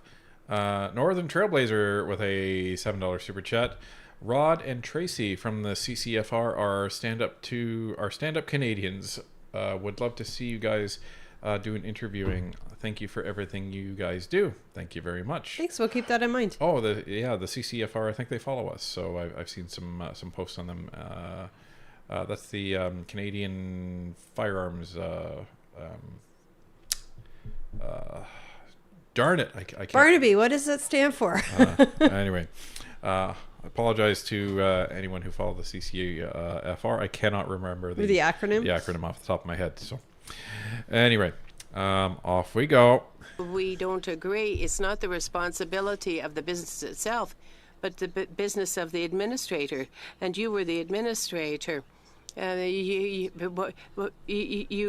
continued to be the administrator of the business that was contracting with the government, so that remains your responsibility. And another issue, you're saying that you didn't take responsibility. That's too bad. I didn't say that. I have signed documents signed by lawyers that I was no longer in that position after I was elected back to the House. Thank you very much for that line of questioning. Next, we have the NDP and Ms. Idlout for 6 minutes. Thank you for appearing. First, I... Okay, so Laurie Idlout, she is an Inuk member of Parliament, so the translator is going to be different. His voice is very, very low, so just let us know how the volume is for him. They actually spent about almost 10 minutes, I think, trying to get the translation going properly, because it's a separate translating channel than the French and versus the English. So so just let us know if you're able to hear him okay. And before you resume, Barnaby is letting me know that it stands for Canadian Coalition for Firearms Rights. There we go. Thank you, Barnaby. And Sloppy Sleuth with a $5 super chat. He's such a piece of work that even the translator is having a hard time with all the Randy's bull crap that's coming out of his mouth. Shame. Yeah. I would like to ask you, when you claim your family was Cree, what Cree nation does your family belong to? Thanks very much, Ms. Idlout, and I really appreciate your question and your repeating it. I grew up understanding that my grandmother was Cree, and I didn't question my family about which nation, which place. It was the family, our story, and it was as I understood growing up in our family, and it was one of those things that we learned about. We didn't talk about it a lot, but I know growing up with my great grandmother, she wasn't part of a nation. She married into a settler. She married a settler, and so there was no First Nation that she was connected to because she married a settler. Is that not derogatory? Yeah. Okay, just making sure. Dude, your grandmother wasn't born in like the 1600s. Or even the 1800s. Like, your grandmother was born in the 20th century. Yeah, I was going to say, my great-grandparents were born in the 20th century. Probably the turn of the century. Maybe late 1800s, but... Settler? You can just say non-indigenous person. Like, you can say a white man. Like whatever you want. Someone of European descent. Like... A settler. What did he... Did he come here and settle? Did he come in, rolling in on his chuck wagon, like with cows pulling it along and his horses come? Like, come on, man. Yeah. The virtue signaling here. Give me a break. Now, I don't know if we're just being completely ignorant here, but he married a settler. Anyway, Northern Trailblazer with a $7 super chat. Canadian Coalition for Firearms Rights, clarifying that as well. Thank you very much. Thank you. Chili Beans with a $2 super chat. He's spreading disinformation. Well, yeah, he's definitely dissing it. And Goko Dining with a $2 super chat. His name should have been Horse Raises Tail. Jeez. And Richard Hepner with a $2 super chat. I try so hard to be parliamentary, but geez, yeah, we all try at some point. Married into a European family, and so I didn't call it after that. Thank you. You answered my question. I'll keep going.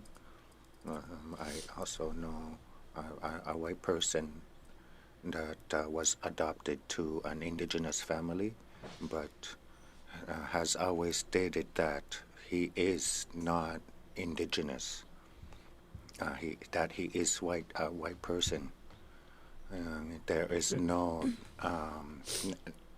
there is nothing to discredit him that he is Indigenous. So I will ask you this: how important is your consent before publications are made about you?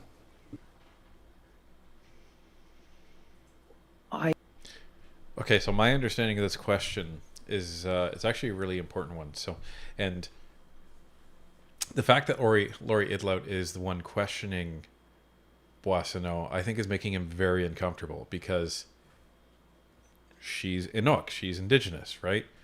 So you have somebody that is Indigenous talking to somebody who is embroiled in this scandal where he's found to have been lying and not telling the truth, and the Liberal Party is... has a huge black stain on this because they've trotted him out as Indigenous. And so what it sounds like she's talking about is before they were talking about the Indigenous caucus and them plastering this poster everywhere saying, look at all the Indigenous people we have. and he wasn't Indigenous, but he didn't seem to mind that he was on there with nothing denoting that he was just an ally, that he wasn't Indigenous.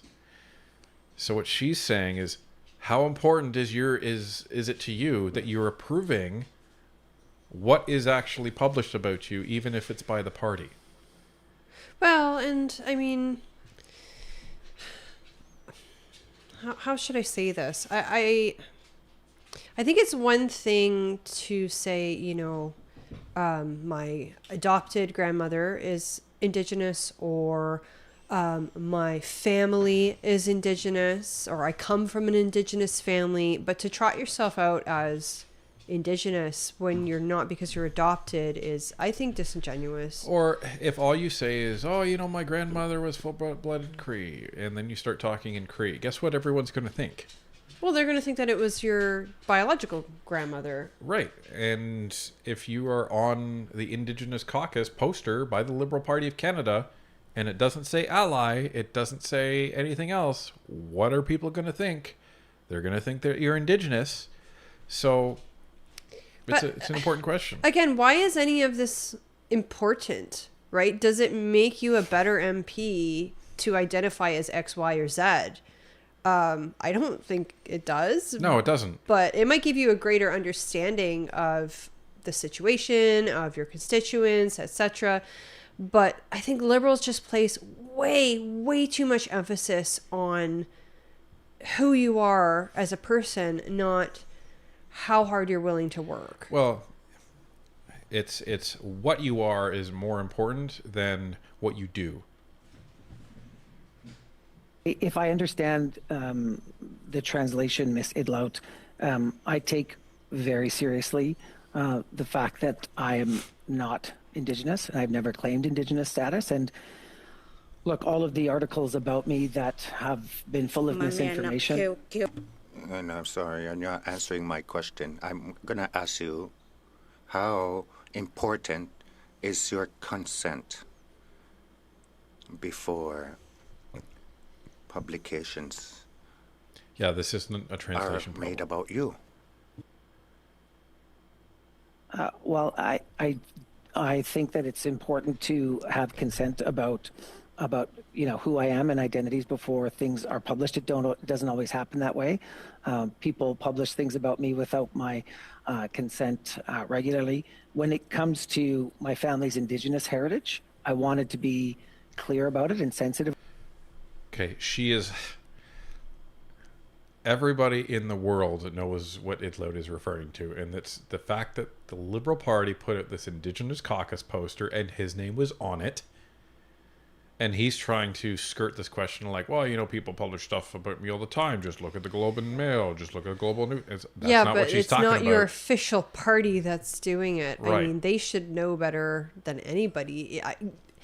Example, we're publishing about Randy right now, so he can't control that. But you would think that the party he belongs to would get the facts straight before they publish something like this. Well, and most importantly, right? Most importantly is if he or his staff sees that something was posted about him and it's incorrect, that he steps forward and says, guys, I see you have me on the Indigenous Caucus. I'm not Indigenous, so I'm happy to be labeled there as an ally. Or you know what I would have said?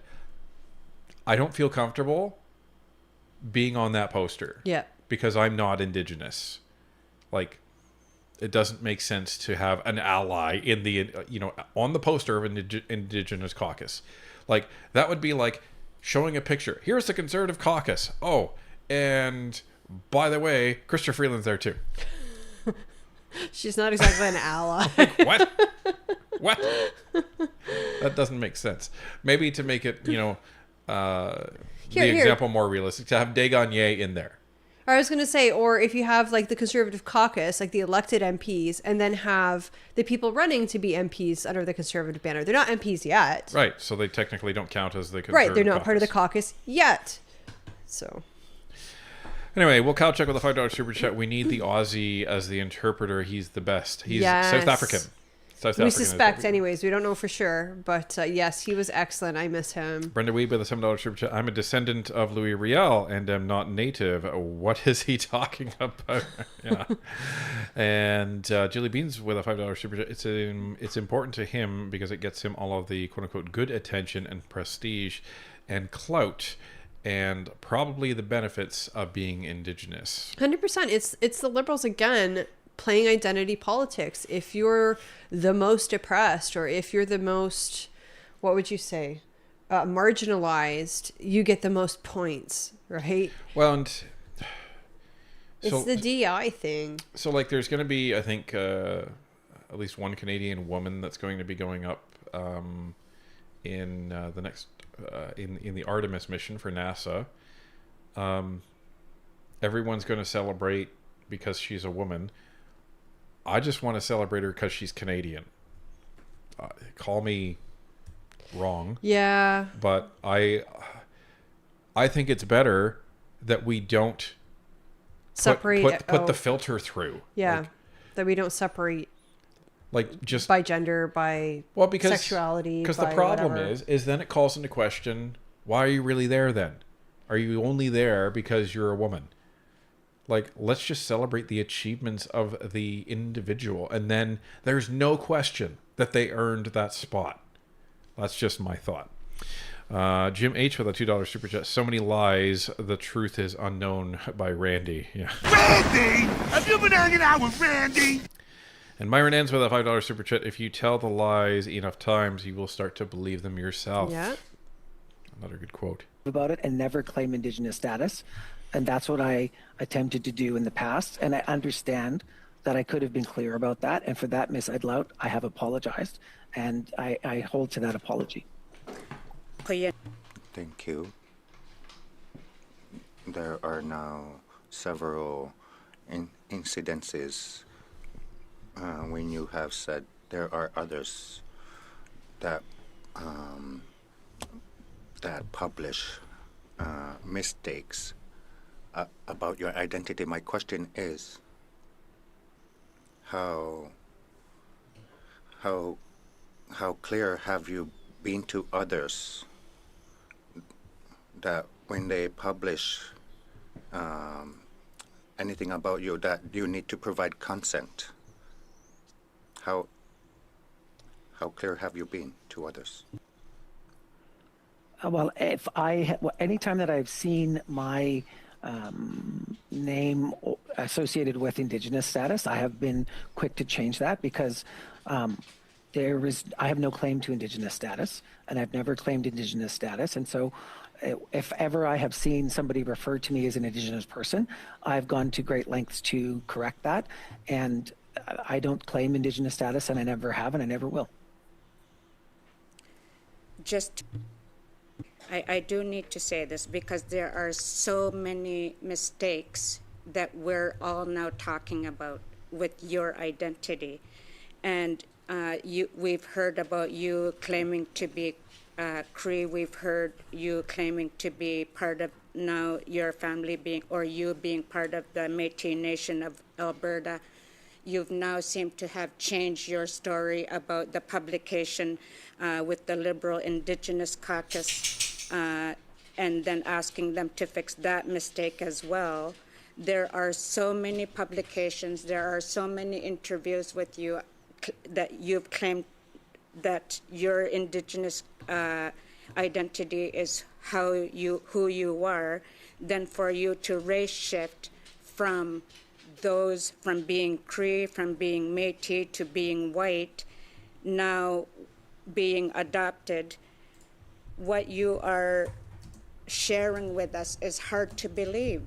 And how can we believe that you have never told your staff, your staff, that you don't want publication about you not being Indigenous? We've heard that you've instructed your staff to say that you are, and now you're saying that you've never claimed to not be Indigenous. So that's fascinating that Laurie Idlet felt that was so important and didn't want that to be Misconstrued? mistranslated. Yeah.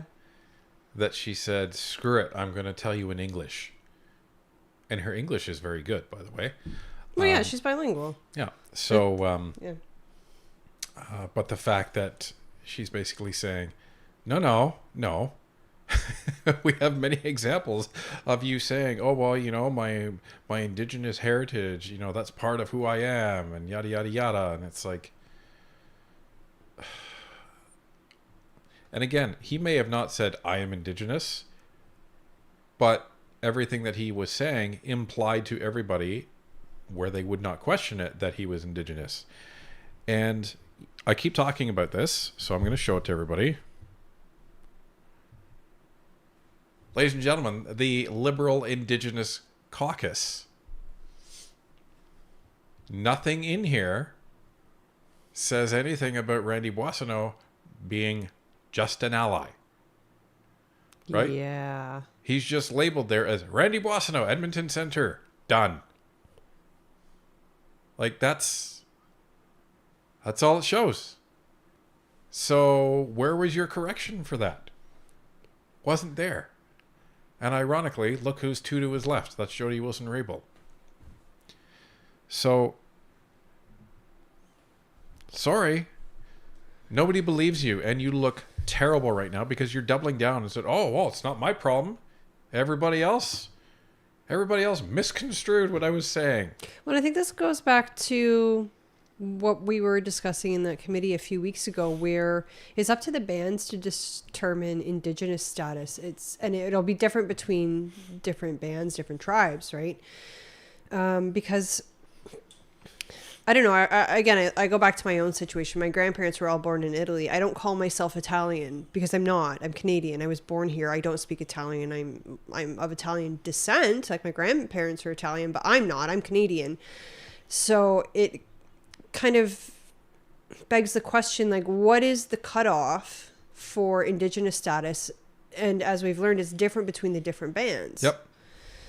So I know that the band leaders at that one committee we were discussing were saying, you know, we should kind of make it standard across the board so that there's like a definite cutoff and people won't be able to falsely claim Indigenous status because maybe they think they are, but they actually aren't, et cetera, et cetera. Like, let's make it really clear cut. Yeah, and if you're interested in that, we actually did a live stream, I believe, of the discussion on Indigenous procurement, and we're talking about this, so you could actually find that in the back catalog. It wasn't too far ago, where they actually talked about this. It was really interesting discussion. So, anyhow, and it's to somebody's earlier point. The good news is like the Chiefs are putting their hand up and saying we need to do something. So I applaud. I always applaud people that don't sit back and they stand up and they say, it's time to do something. Let's do something. And they're all calling for it. And the government is like, well, you know, that's up to you. Like, well, okay. But they need the government to do this on a national level. Yeah, like, get together and do something about it together. Don't just wait for something to happen. Meaning the government, don't just wait for something to happen. You guys have to be an active participant. Yeah. Sloppy Suits with a $5 super chat. Look at the bright side. They will only need one set of handcuffs to take both Randys away to jail. Give him crap, Lori and Loud. Randy! Have you been hanging out with Randy? Well, Kyle Chuck with a $5 super chat. That is what the libs do, divide and conquer. We have seen this over the last 9 years, and it is disgusting. Yeah, we have. You are 100% correct. Will Kyle Chuck. Myron ends with a $2 super chat. Get 500 more likes and 5 more memberships. So what's that? Let's say around 2,700? Something like that. All right, sounds good. And Julie Beans with a $5 super chat. Now I have the song Gonna Make You Sweat playing in my head. You know what I have in my head? I guess my appearance at committee is not going very well today. And Brandon Smith with a $5 super chat. Thank you very much. And Brad Bounds with a $5 super chat. Thank you very much. Tom Sorge with a $7 super chat. NP Rocks, keep up the great work, team. Excellent. Thank you very much. Ms. Idlout, respectfully, I have never indicated to any staff at any point in my life to refer to me as Indigenous. That's simply not the case. and I've always tried to be consistent with who I am. I've never claimed Indigenous history. I never said I was Cree. I came up with the term non-status, adopted Cree, because I thought it would honor my family, and I thought it would indicate very clearly no status. I am not Métis. My family has recently become members of the Métis Nation of Alberta, but adopted kids like me have no claim to citizenship in the Métis Nation of Alberta, and that is as it is. But I will never claim Indigenous status. I never have, and I was adopted into the family that I was adopted into, the only family that I know, and that is why I have always tried to be very clear about that history. Thank you very much, Mr. Boissonnault. We go now to our second round of questioning. We start for a 5-minute round with the Conservatives. Mr. Jennis. Uh-oh. Mr. Boissonnault, you said today that you came to the term non-status adopted Cree through consultation with an Indigenous researcher. What was the name of that researcher? I met with Chad Cowie, who was a student. Thank you very much. We know. Thank you. We know who Mr. Cowie is, Professor Cowie is. In an interview with the National Post, Professor Cowie denied your version of events. The National Post quotes him as saying, "I would not say that I gave him the term that he was non-status adopted Cree." Did Professor Cowie tell the truth to the National Post, and do you now want to correct your opening statement? My opening statement was very clear, Mr. Genuous. I said that I chose the term non-status adopted Cree after having a conversation with Mr. Cowie. That conversation was almost 3 years ago. So now it's clear that it was. So you sat down with Professor Cowie, and he gave you some advice. You ignored that advice and came up with this term independently on your own. And then you came back to committee and said, well, in the context of conversation, I came up with this term. Call 911. I just saw a guy get slaughtered. I guess my appearance at committee is not going very well today. Oh, man. All right, so if I understand this correctly, Boissonnault goes to this professor and he's like, I want to get myself a cool label. I don't want it to be like Ray's Horse's Tail or anything like that. I want it to be like something neat that I can tell people at parties. And the advice was probably like, I wouldn't give yourself a label. Okay, cool. So I'm going to give myself this non-status adopted Cree. Like, what? What? You don't get... Well, this is the problem on the far left. They just invent things to call themselves. Because, again, it's all about, like, who's the most oppressed? Who has the most oppression points?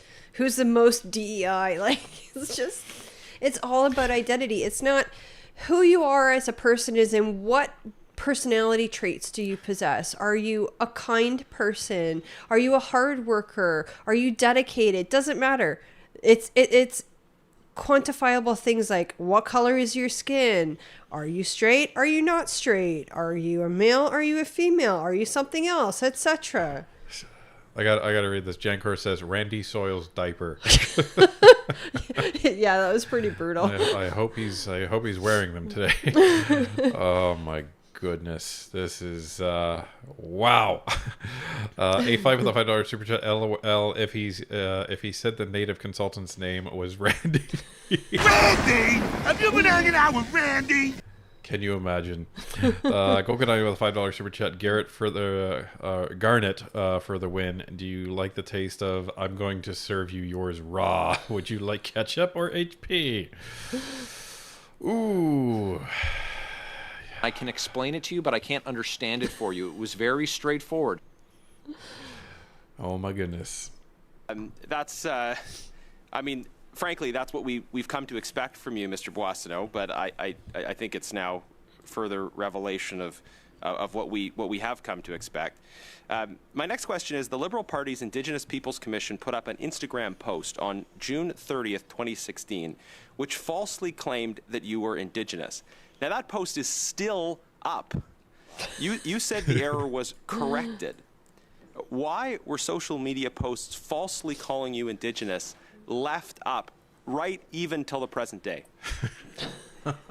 I don't have an answer for why that's still on that party website, Mr. Genuous. I can tell you. Whoops. I guess my appearance at committee is not going very well today. Oh, man. Okay, to be fair, though, he can't keep tabs on absolutely every single thing that the caucus posts about him, but... His staff is supposed to. Is that their job? His staff is supposed to know what is being posted, and if they don't know what the party is posting about him, 8 years later... Well, I was going to say, you can pay companies to like run social media searches about you. And then if you're like, oh, this is still up on the Liberals Instagram page, well, I need to have them take that down. Like, that's a thing you can pay for. It's just, When I was on a list of Indigenous candidates in the 2019 election, I acted very quickly and removed that. Okay. So let's just get some clarity on what you meant when you said that the error was corrected. So there was an error in a June 30th, 2016 Instagram post. That error was not corrected. The post remains up today in December of 2024. What exactly did you mean when you said the error was corrected? Mr. Generous, I wasn't aware of that 2016 Instagram post. I was referring to the list of Indigenous candidates in 2019 that I was falsely on and made that correct. And the error... Okay. So you corrected a list in 2019, apparently, but you and your team are not closely monitoring the social media activity of the party that you're a part of. And there you go. But I have a question. Why would the Liberal Party have the false impression that he was Indigenous to the point where they put him on a Indigenous candidate list? Randy? Part of me wants to say it's because he gave them that false impression, and part of me wants to say it's because the Liberal Party, again, is obsessed with identity.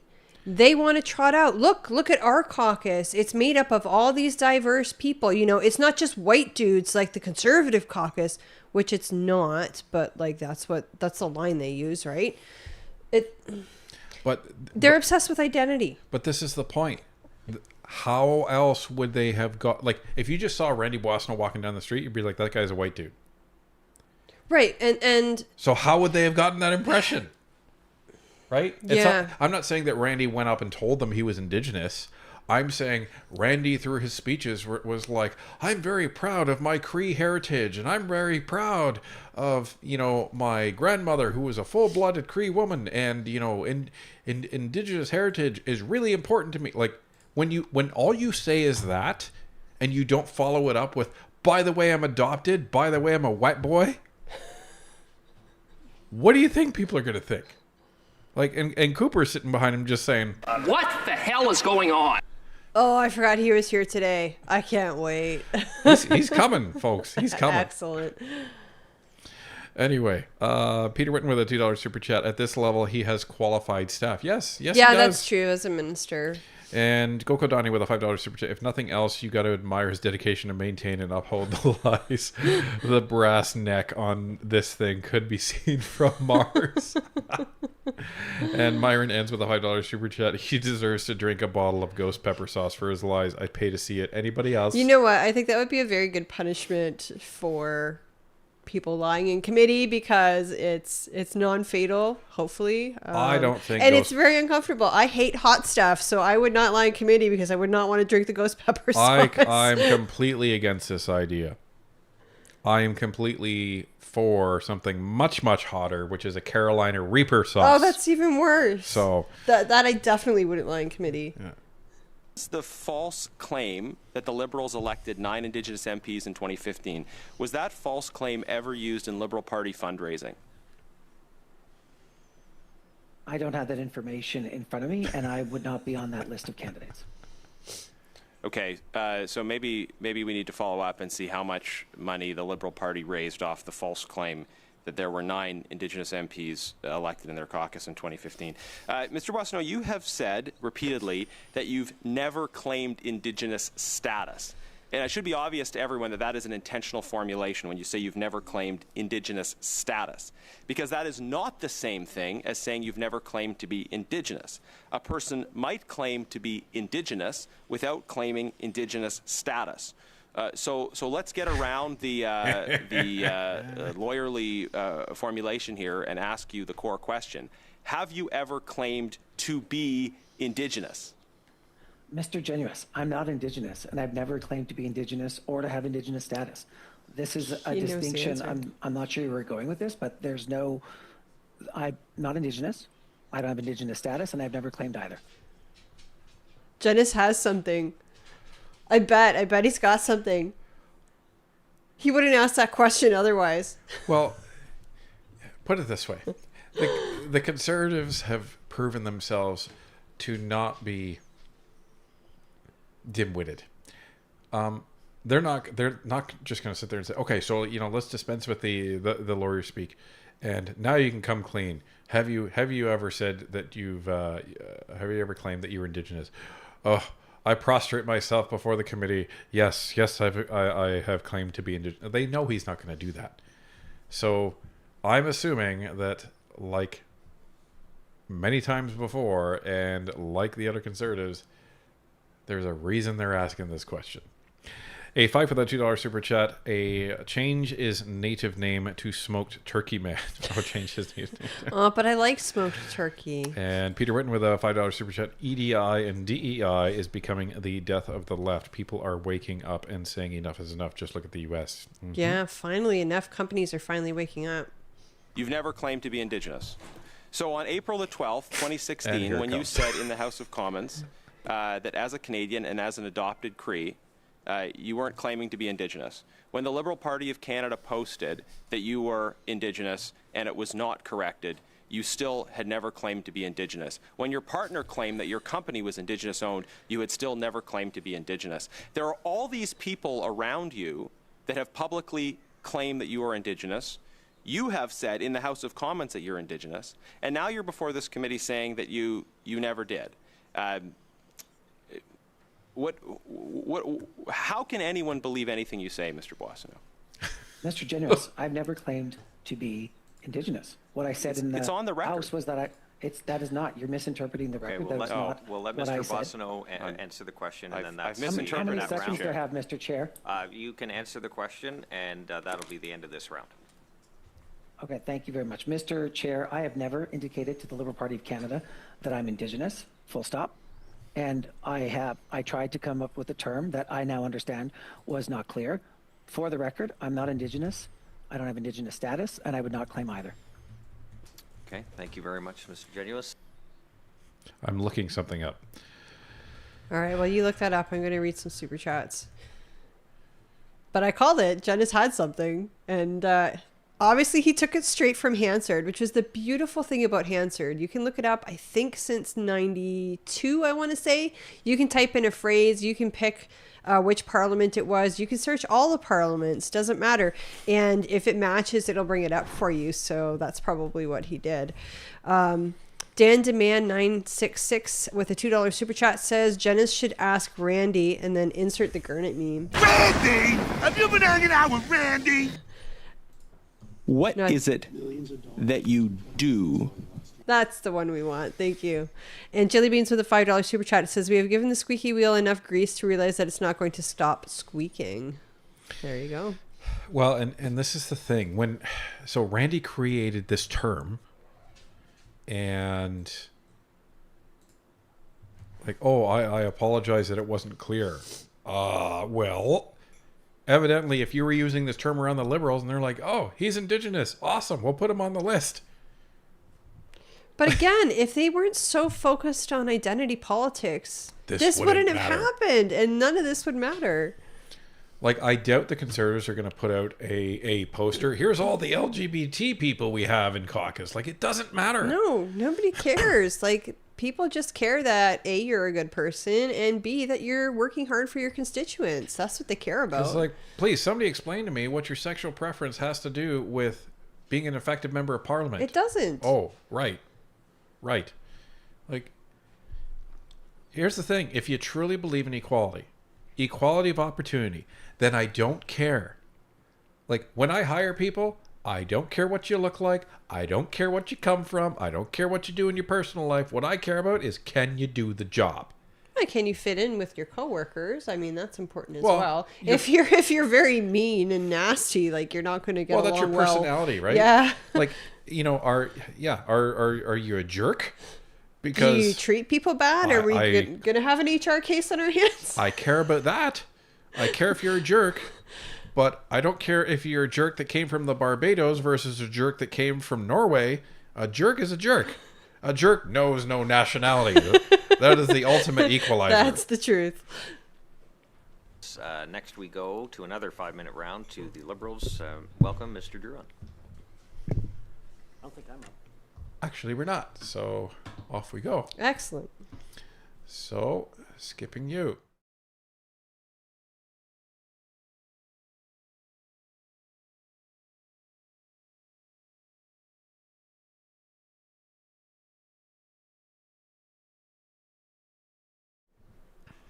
Especially with it being Francis Druin. Half minutes.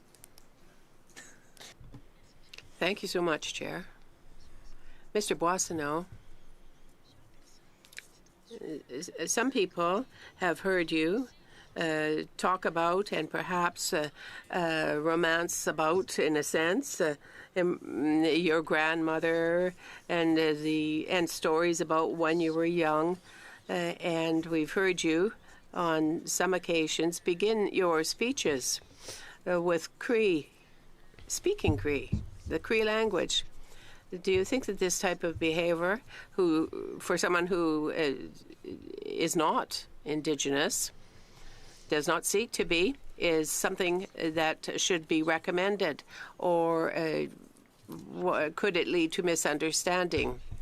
I hope that's not the case, because I've always done so in the spirit of sharing my personal history. At the beginning of my mandate. Okay. Even when he says that, my personal history, to somebody who doesn't know what's going on, that's going to sound like you're Cree. But again, why does that matter? Right? Well, again, why does it matter where you came from? It does to the Liberal Party because they care about identity politics. No, what he cares about is he's opening this and people are like, wow, he can speak Indigenous. Wow.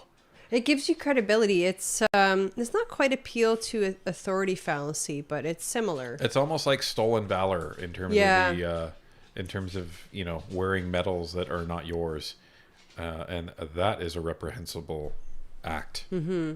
I wanted to be an ally of Indigenous peoples, and I remember I spoke with several of them who said you are talented in languages, and it would be really important for you to add Cree in your speeches, maybe at the beginning of your speeches, in the spirit of reconciliation. That is what I did. So there was no cultural appropriation involved here, according to you, despite what people say. But it has been said that it was harmful for the efforts of reconciliation for you to repeat this narrative because you didn't claim to be Indigenous. So I think it's up once again to the Indigenous peoples to decide about whether or not it was offensive. With respect now to your practices for contracting for businesses, for procuring business, do you think that I'm sorry, Chair, where's the chair? What? Do you think that it would be a good idea to give us a register created, that there should be a register created by First Nations, identifying who are their peoples? That would help the federal government when it allocates monies and contracts that are earmarked for Indigenous entities. Do you agree? I'm uncomfortable with that idea, Sinclair Degagné.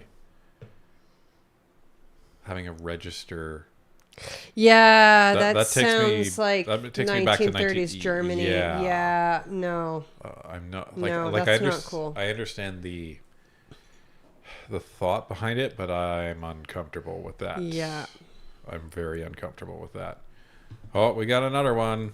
You know, put it on the register. I don't like that. No, that's not cool. I don't like that. That's not cool. So, Nancy with a $14 super chat. It's about optics, and Trudeau uses women and anyone to prop up his party, like Jody Wilson-Raybould. Mm-hmm. Yeah, he's an opportunist. Absolutely, he uses anyone and everyone that he can to make him look good. And Kevin S. with a $2 super chat. The jerk Steve Martin told he's not black. And Justin Brown with a $7 super chat. I've actually spoke Casca at a political event for the first time ever, and there was no dispute to what I was, and that is non-Indigenous. Interesting. Thanks for bringing that up, Justin. I'm sure you don't talk about your great-grandmother being a full-blooded Cree woman all the time as well, so because that's basically all you heard of when Randy Boissonnault stood up to make a speech, in the House of Commons. So...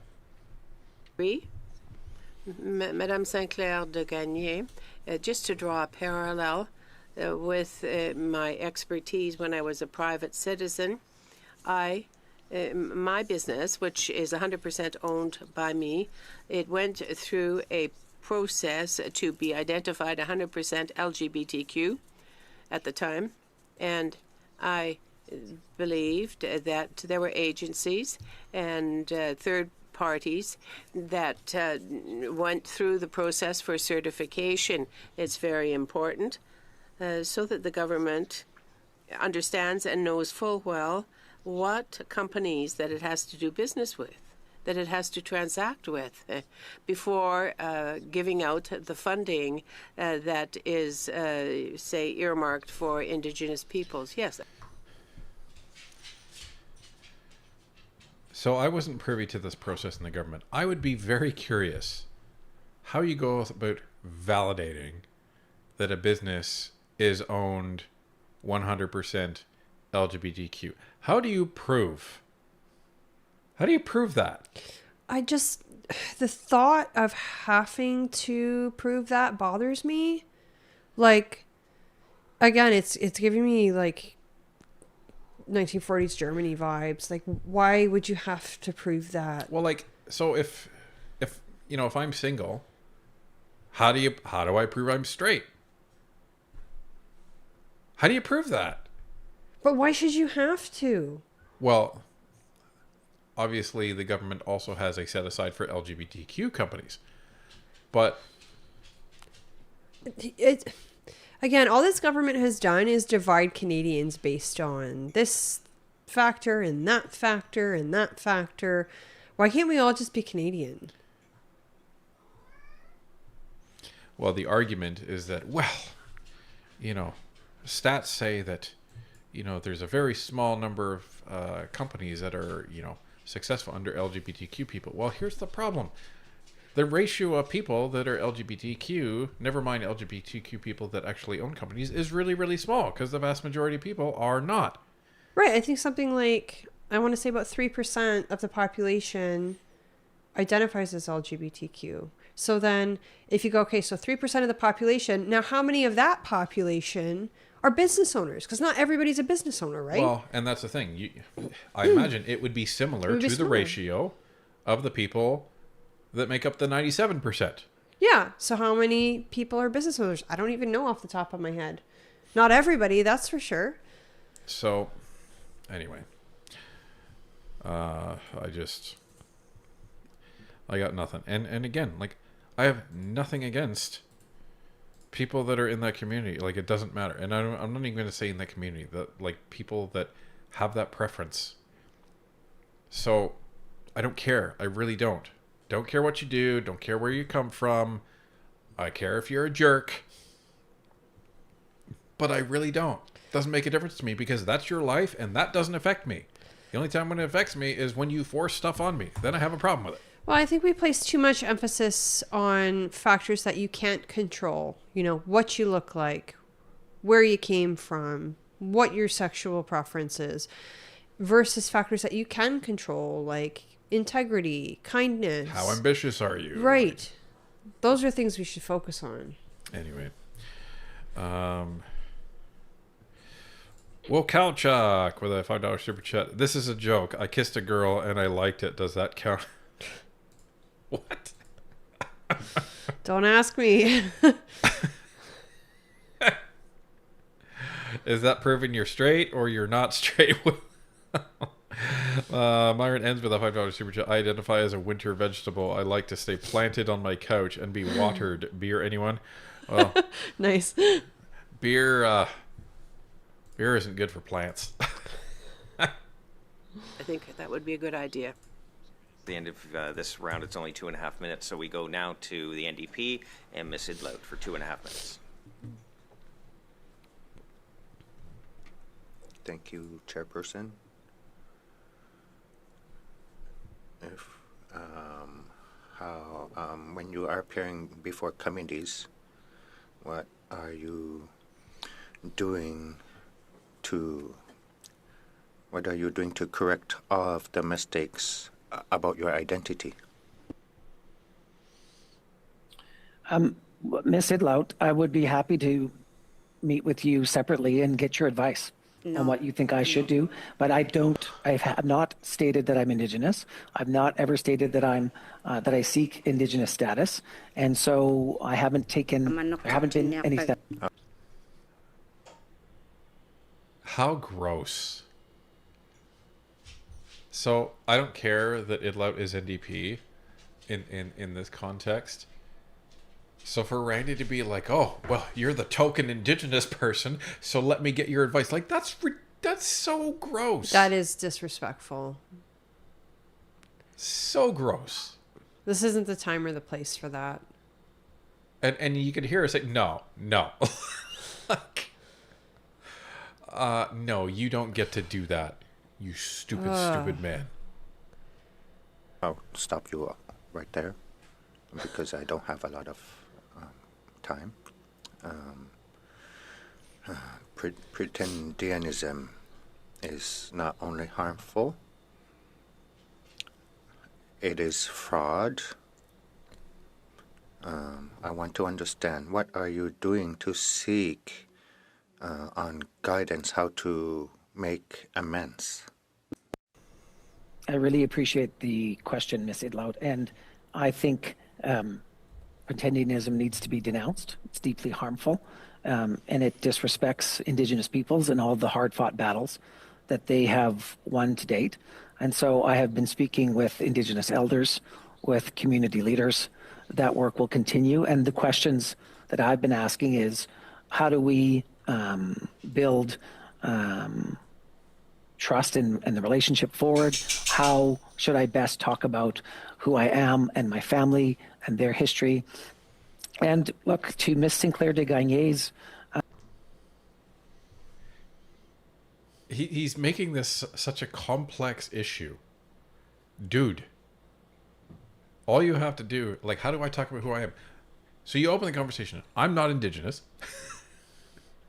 And then you then talk about everything else. Ta-da!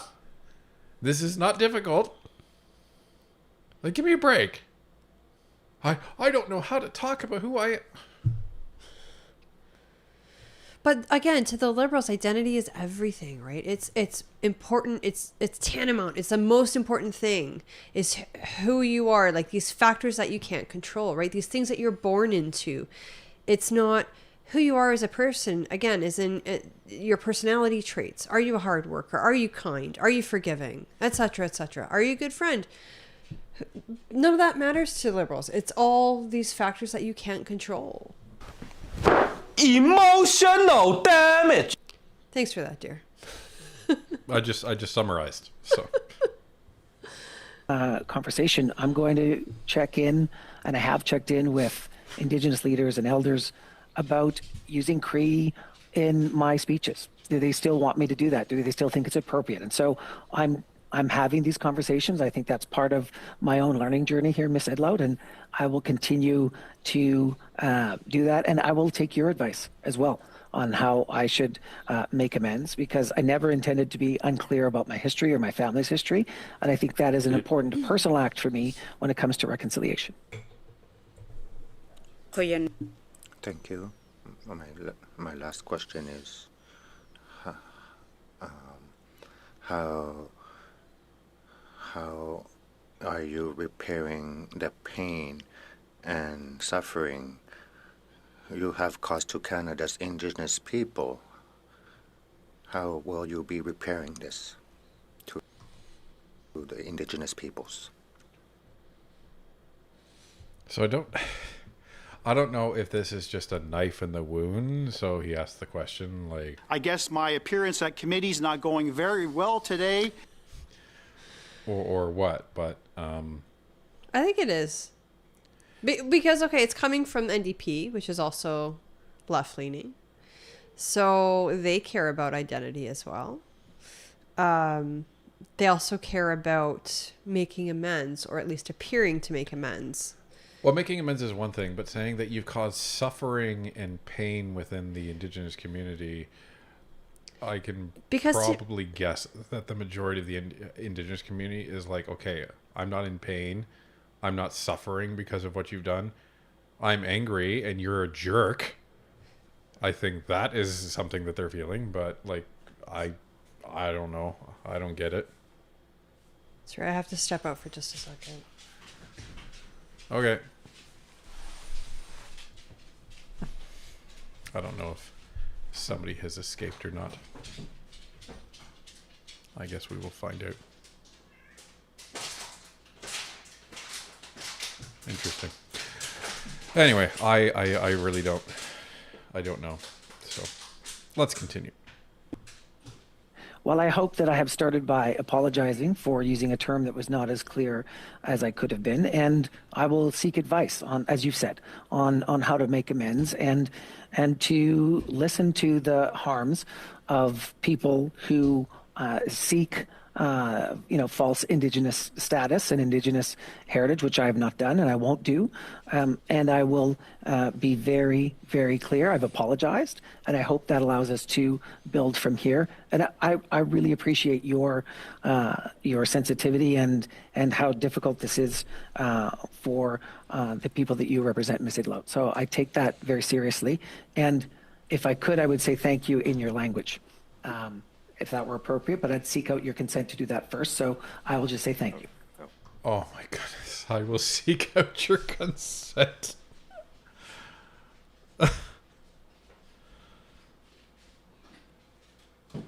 Come on. God, the virtue signaling is so thick. It is gross, man. It is like he's just dripping with virtue signaling. And he thinks he's being so righteous here too. Like, it's just, I have no words. Sorry, I had to step out. I saw Pazuzu playing with something in the hall, and it was a stink bug that I had to kill for him, because even though both these cats came from the streets, they've forgotten how to hunt. They just sit there and play with things. There's a stink bug? There was. I killed it. Where the heck did that come from? I don't know, but Pazuzu found it. Well, Countcheck with a $5 super chat. I got a good laugh. It is a song that went viral at the start of LGB. Good song by the Way, very popular. And Myron Ends, member for 6 months. 300 more likes, 5 more memberships. There you go, folks. So I'm not sure how far away we are now, because it's been a little bit. And Peter Whitten with a $2 super chat. He has a great deal on some PPE for Amazing. Yeah, except they're all burnt. Okay, thank you very much, Mr. Boisonnault. We continue on this second round of questioning, but now we go back to 5 minutes. Now to the Conservatives, Mr. Cooper. Uh-oh. Mr. Oh boy. Boisonnault, through you, Mr. Chair, have you commenced legal action against Mr. Anderson? I've sought legal advice, Mr. Cooper, to look at all of my legal options. So the answer to that is no. So let me get this straight. You claim that you are not Randy in Anderson's text messages. The first report of this Randy being implicated in the $500,000 shakedown of the Gowie Group was all the way back 6 months ago on June 4th of this year. On July 17th, Anderson testified at the Ethics Committee that the only Randy at Global Health Imports was you. That day, you issued a statement in which you said you were, quote, deeply troubled by Anderson's testimony and suggested that he was using your name without your consent. That was 5 months ago. If you truly had no involvement in this shakedown of the operations of Global Health Imports, and Anderson was using your name, unbeknownst to you, you would have sued Mr. Anderson 5 months ago, I would put it to you. You still wouldn't, you've done nothing, is what you've said. Point of order, Mr. Chair. Cooper. Mr. Duran? Just, I'm seeking your advice as to, is Mr. Cooper offering legal advice to Mr. Boissonnault, or is he just pontificating on something? Okay, so you can kind of hear Jonathan in the background. What is this nonsense? Boisonnault isn't worthy of Cooper's legal advice. No, and Francis Drouin is insufferable. Like, he is insufferable. They're all insufferable. He's the closest to the male version of Khalid I think there is. I didn't know. Carr was pretty bad. No, I think the attitude wise, Drouin is worth. He's just dripping with just jerkiness. But it's like, no, he's not offering legal advice. He's saying if you were really this outraged and if you were really this concerned and if you really didn't know, you'd be suing this guy because that's against the law, that he is using your name without your consent and without your knowledge for this company. Yeah, but it's not easy to sue somebody for that, right? You have to prove damages. Still, though. Is he a lawyer? I am a lawyer. Thank you. I don't think that was a point of order. Wow. So Drouin obviously didn't do his homework because he just said, what, is he a lawyer or something? And then Cooper's like, I am. Even Schmale's laughing at it. He's like, you moron. I think that was a question. I appreciate it. Mr. Boissonnault, the floor is yours.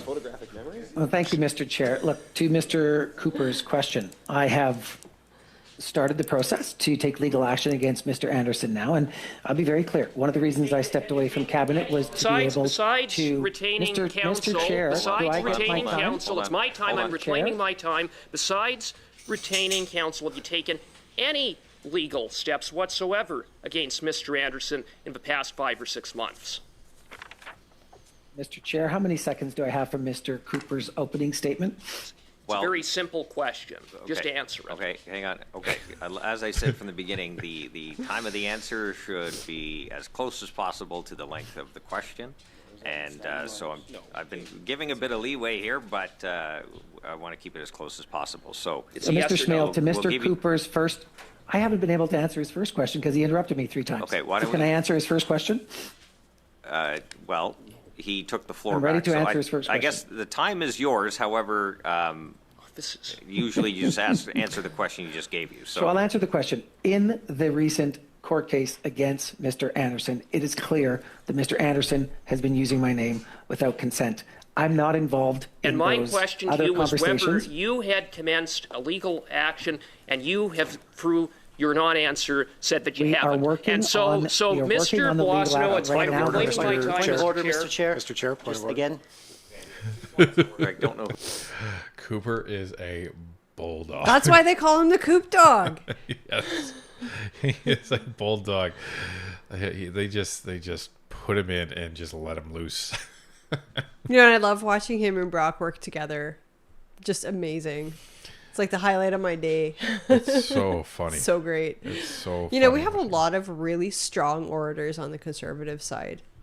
Well, and not even just strong orders. Like Cooper, I wouldn't say he's a strong orator. I would say he's a strong interrogator. That's what I would say. Yeah, he's really good at what he does, and he's got a near photographic memory, or so we've been told. Yeah, so. like and he You almost have to like it's like you're talking to a bulldog. Be like, down boy, Cooper, stop. And only then he's like, okay. So, but it's great. But you know it's what? Great to see. These guys know they're working for Canadians, so of course they're not going to stop until they get the answer that they want. We'll cow check with a $5 super chat. I have to say, this is one of the best streams. I have not stopped laughing. Please, Randy and Brock meme. Sure.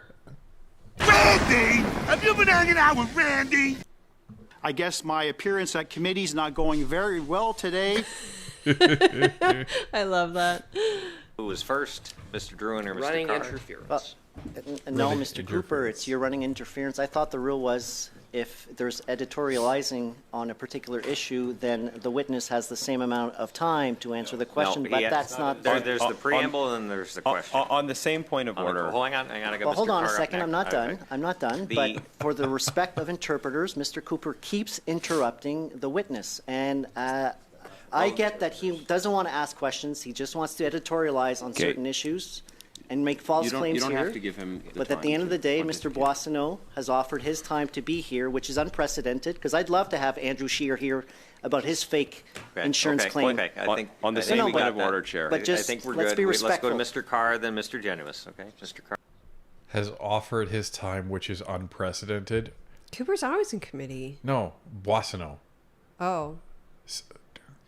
Well, then what was the comment about Scheer? If you want Scheer in committee, then put forward a motion to get him into committee. Yeah, and put forward a motion to offer a study on Andrew Scheer. But Guess what? I'm Not gonna guessing happen. that this was just some garbage that you threw out to deflect, so... Yeah. Pretty sure that Scheer wasn't involved in a company that claimed to be Indigenous, and he himself was claiming to be Indigenous and then got caught about it and was talking about the other Andrew somewhere, and like, give me a break. Like, but you know, this is what the Liberals are going to try to do. Going to try, as Cooper said, Throw everything at the wall, see what sticks. Cooper nailed it. Said trying to run interference for Randy, and guess what? If Randy didn't offer his time, they'd summon his ass, and then he would be, you know, not offering his time. He'd be compelled to give his time. He can be summoned now. Yes, if you were not a minister, you can be summoned. Randy Boissonnault is no longer a minister. Still an MP, but not a minister. Ruthless Minds. I think that's... Stand by. Just making sure we got... Mindset. Ruthless Mindset with a $7 super chat. I think you declare Indigenous on tax returns, so a list exists. A simple computer program to cross-reference. Has Randy claimed this legally? My guess is that he didn't, because that would be tax fraud. Yeah, that's a big problem. So we'll see what happens. And Myron ends with 5 Get to Know the Perspective memberships. Looks like we crossed that threshold that Myron was waiting for. Thank you very much. Brenda Wee with a $7 super chat. Timestamp 2921. Randy says his family has become or adopted into Métis. He is adopted by an adopted family.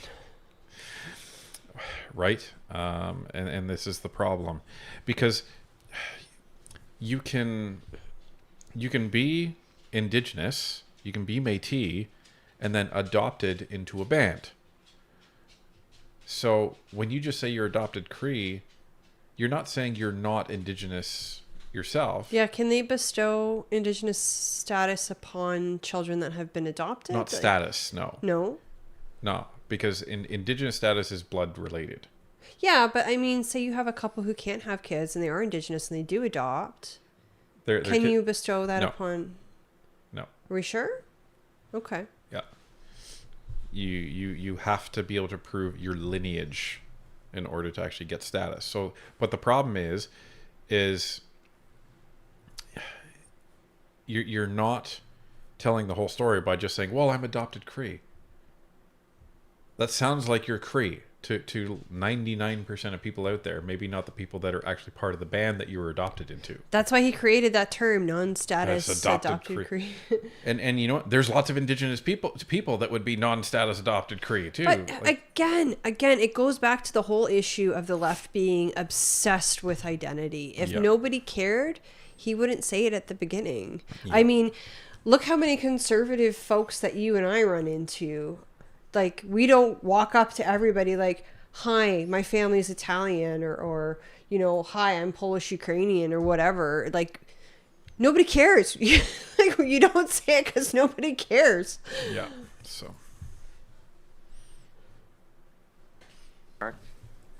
Thank you, Mr. Chair. No, I think Mr. Drouin covered it. I just, for the sake of our interpreters, particularly given that we've got 3 different languages being interpreted here today, I think it's for the benefit of committee that all members involved in discussion are mindful of that. Thanks, Chair. Okay, Mr. Genuous? Yeah, just briefly on the point of order. The rules are not equal time between the questioner and the witnesses. That is correct. The rules given the are circumstances. that the member controls the time.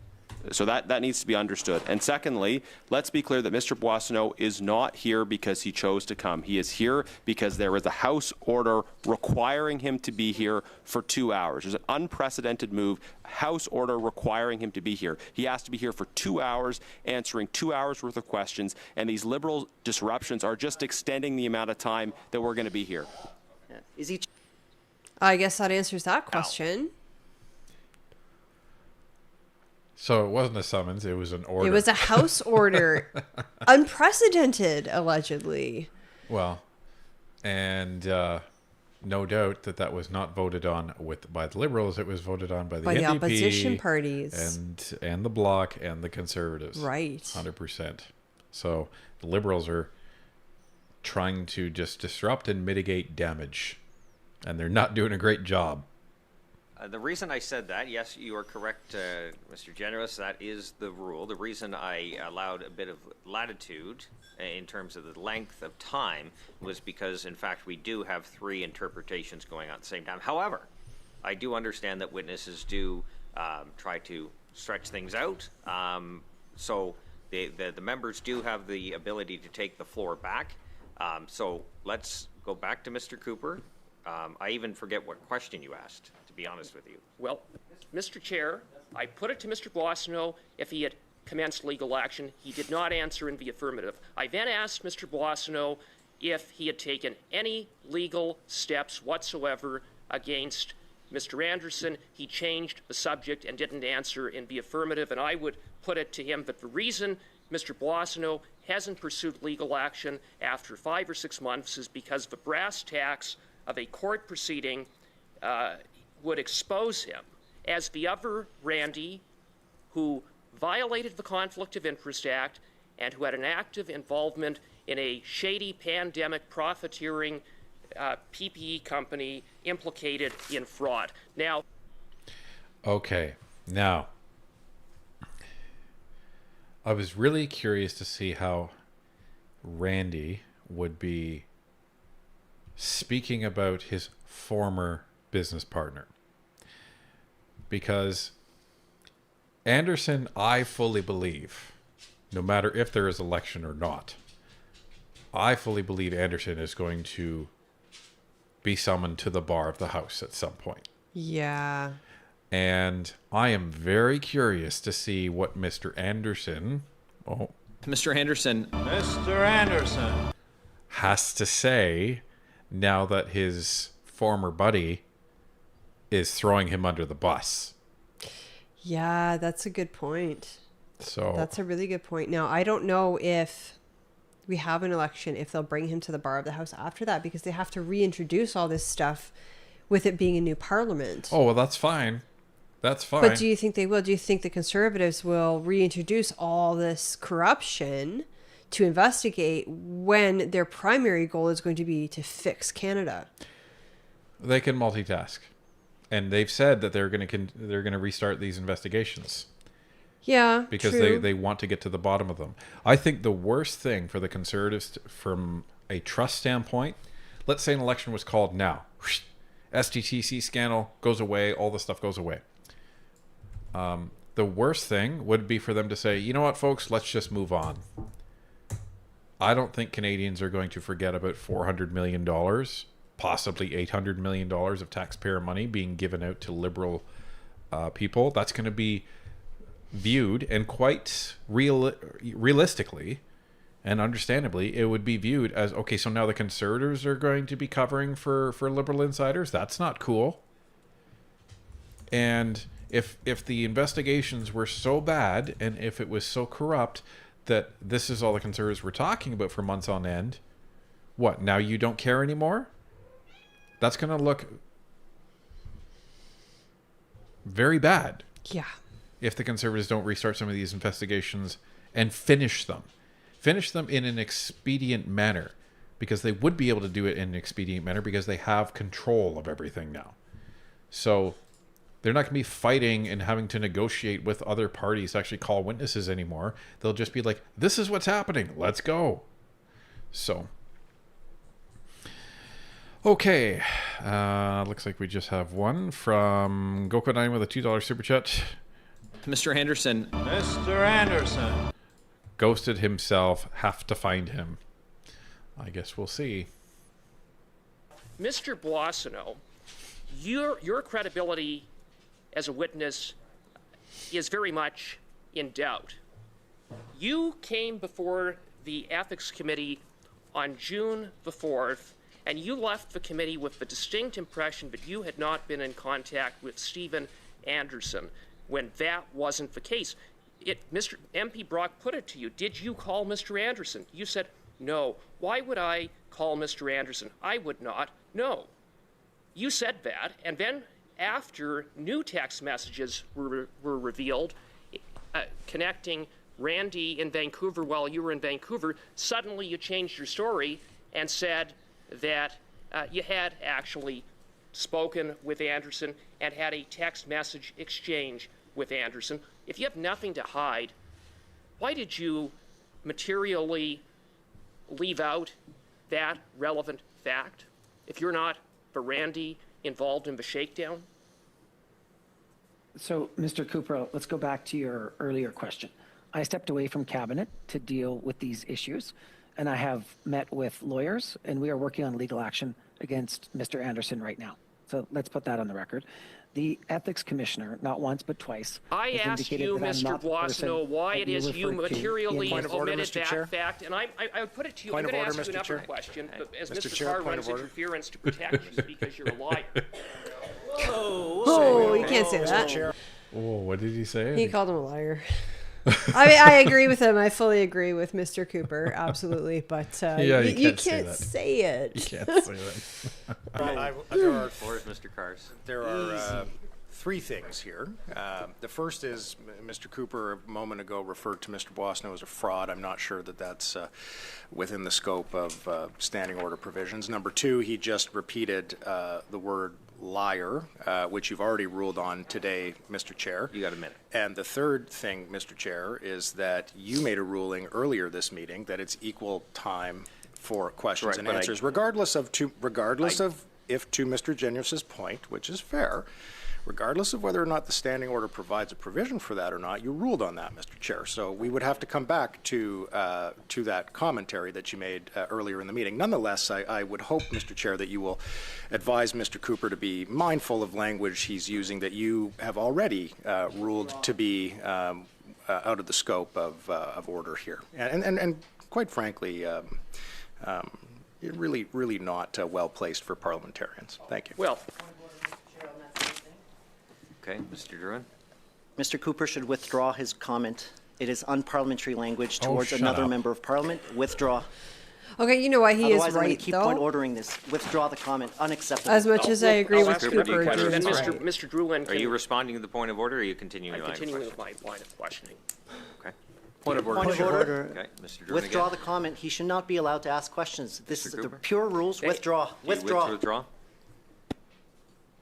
Your microphone's off. I continue with my line of questioning. Point of Mr. order, Boissonnault.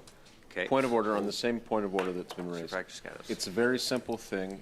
All he has to do is withdraw the comment. He knows very well. He's an experienced parliamentarian. That is not parliamentary language. I will withdraw the reply and restate that he misrepresented to committee that he hadn't spoken with Mr. Anderson Point of order, when he Chair. did. Point of order, Chair. He withdrew. He did not exactly withdraw. The word that was used is liar. He should withdraw that word. He withdrew, and he substituted. Now they're nitpicking. It was I said that he misrepresented to committee that he hadn't spoken with Mr. Anderson at. This is where parliamentary language gets silly. Well, and this is where these liberals need to learn when to take their loss, because Cooper's a lawyer, a very good lawyer, and I mean, to withdraw the word liar and replace it with misrepresent, like it means the same thing. We all know it means the same thing, but it's skirting around the rules, right? Well, and this is the thing, like it wastes a lot of time, right? It wastes a lot of time talking about that, and I understand it because the minute you say, okay, fine, you can say liar because it's the same thing. Well, now you introduce the slippery slope of you can use, Daryl Stinson language, like, testicular fortitude. Yeah. And son of a hitch, stuff like that. But it's so frustrating, and it seems childish to be like, okay, so I can't say liar, but I can say misrepresent or telling a falsehood, which is literally the exact same thing. Again, it's the exact same thing, but it's considered parliamentary because according to the Green Book, you're not supposed to impugn the character of somebody. So if I called you a liar, Ryan, that means that like you as an individual are a liar. That's what you do. You lie. Well, but if I said you told a lie or you misrepresented something you said, well, you're not a liar as a person. Just that one time you misrepresented it. Well, but you're not even allowed to say that they lied. Right. Because again, that's impugning the character. But it's the exact same thing as misrepresent. Like, I'm not disagreeing with you. I'm disagreeing with the... Well, there's a whole chapter in the Green Book on parliamentary language. It's dumb. And look at how much time we're wasting on this. It's the same thing. So anyway, so we're not going to waste any more time on that. Peter Henry says Pixel caught a stink bug named Randy. It was Pazuzu, and he didn't even catch it. He was just kind of like pawing at it and made me go kill it. Yeah, he's basically the Steven Anderson of the pair of cats. Well, like I said, both these cats came from the streets, and neither of them knows how to hunt. Myron ends with a $2 super chat. We have to collect all that money back. There you go. Timothy Kennedy with a $10 super chat. The Conservatives need to expose these illegal actions of the Liberals. My suspicions also wander into the NDP. Regardless of an election, Canada must be about truth. I agree. 100%. Rev says with a $5 super chat. The parliamentary language in the States is much more entertaining. Sorry, I am late. It's about time you showed up. Now we got to start the show all over again. And Will Kalchuk with the 5 Northern Perspective Groups memberships. Thank you very much for that. Thank you. A material time when in fact he did. And okay. Mr. So you're going back to your question? Okay, you have 1 minute left. A point of order, Mr. Chair. Disrupt and run interference for him. I think we're good. You have 1 minute. Mr. Chair, point of order. There they go again. Okay, Mr. Hendley. Sorry, Mr. Chair. What I heard withdrawn was the word lie, but what I heard Mr. Cooper state was liar. I think the word that needs to be withdrawn is liar. I think we all... At least I knew what he meant. I knew what he meant. Okay, Mr. Cooper. I know that, right? Mr. Cooper. Mr. Boisonnault, you're continuing to mislead committee. You did so today, yet again. You said in your opening statement that all of the cloud of scandal and corruption reported in the media occurred after you had been elected in October of 2021. But you know that that isn't true, because you were a partner at Global Health Imports in June of 2020, correct? I was. And you were not elected in June of 2020. Correct. And that is the very time that Global Health Imports submitted an application or a bid on a federal contract purporting to be wholly Indigenous owned. So why did you say that all of the allegations occurred after you had left Global Health Imports or as a partner because you were elected, when in fact you knew that that wasn't true? One of the very material issues before this committee, the fact that you have falsely represented yourself, or your company has falsely represented it as being Indigenous, occurred while you were not only a 50% owner, but one of the 2 partners of the company. Why did you mislead committee this morning? I guess my appearance at committee is not going very well today. You said it, Mr. Brock. Uh-oh. What? You will be destroyed!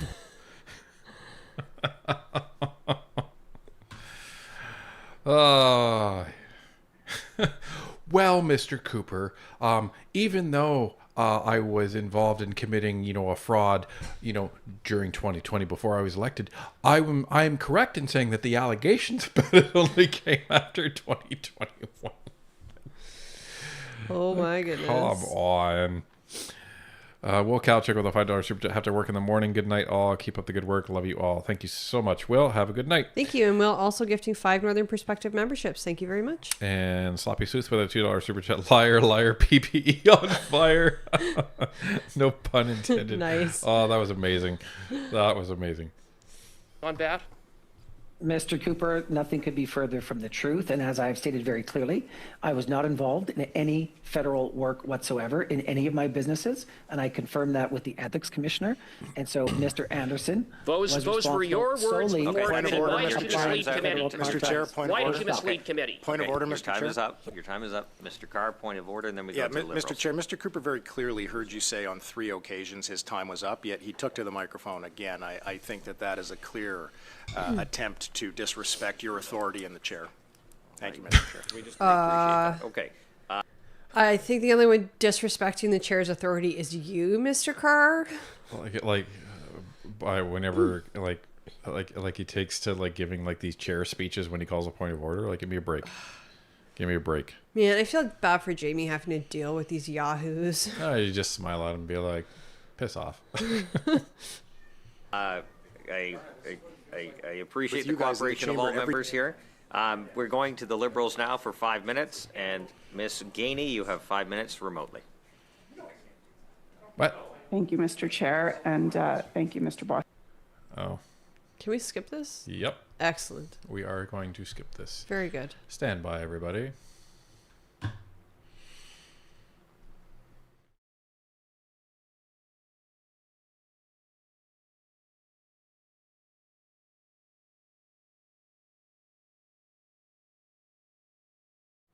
I was going to say, I saw Mr. Barrett.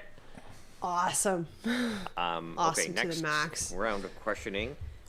We are going for 2.5 minutes to Ms. Sinclair Desgagnés. I'm just going to answer this quickly. Right City with a $2 super chat. Who is the chair in this one? This is Conservative MP Jamie Schmale. Well, he's chairing this meeting. He's the vice chair of the committee, and he is the MP for, I believe it's Haliburton Kawartha. And Carr, who's the chair of another committee, which escapes me right now, has been talking down to him the entire time. It's very rude. Oh, sorry. No, I'm sorry. We go to Mr. Barrett for 5 minutes. Sorry, I apologize.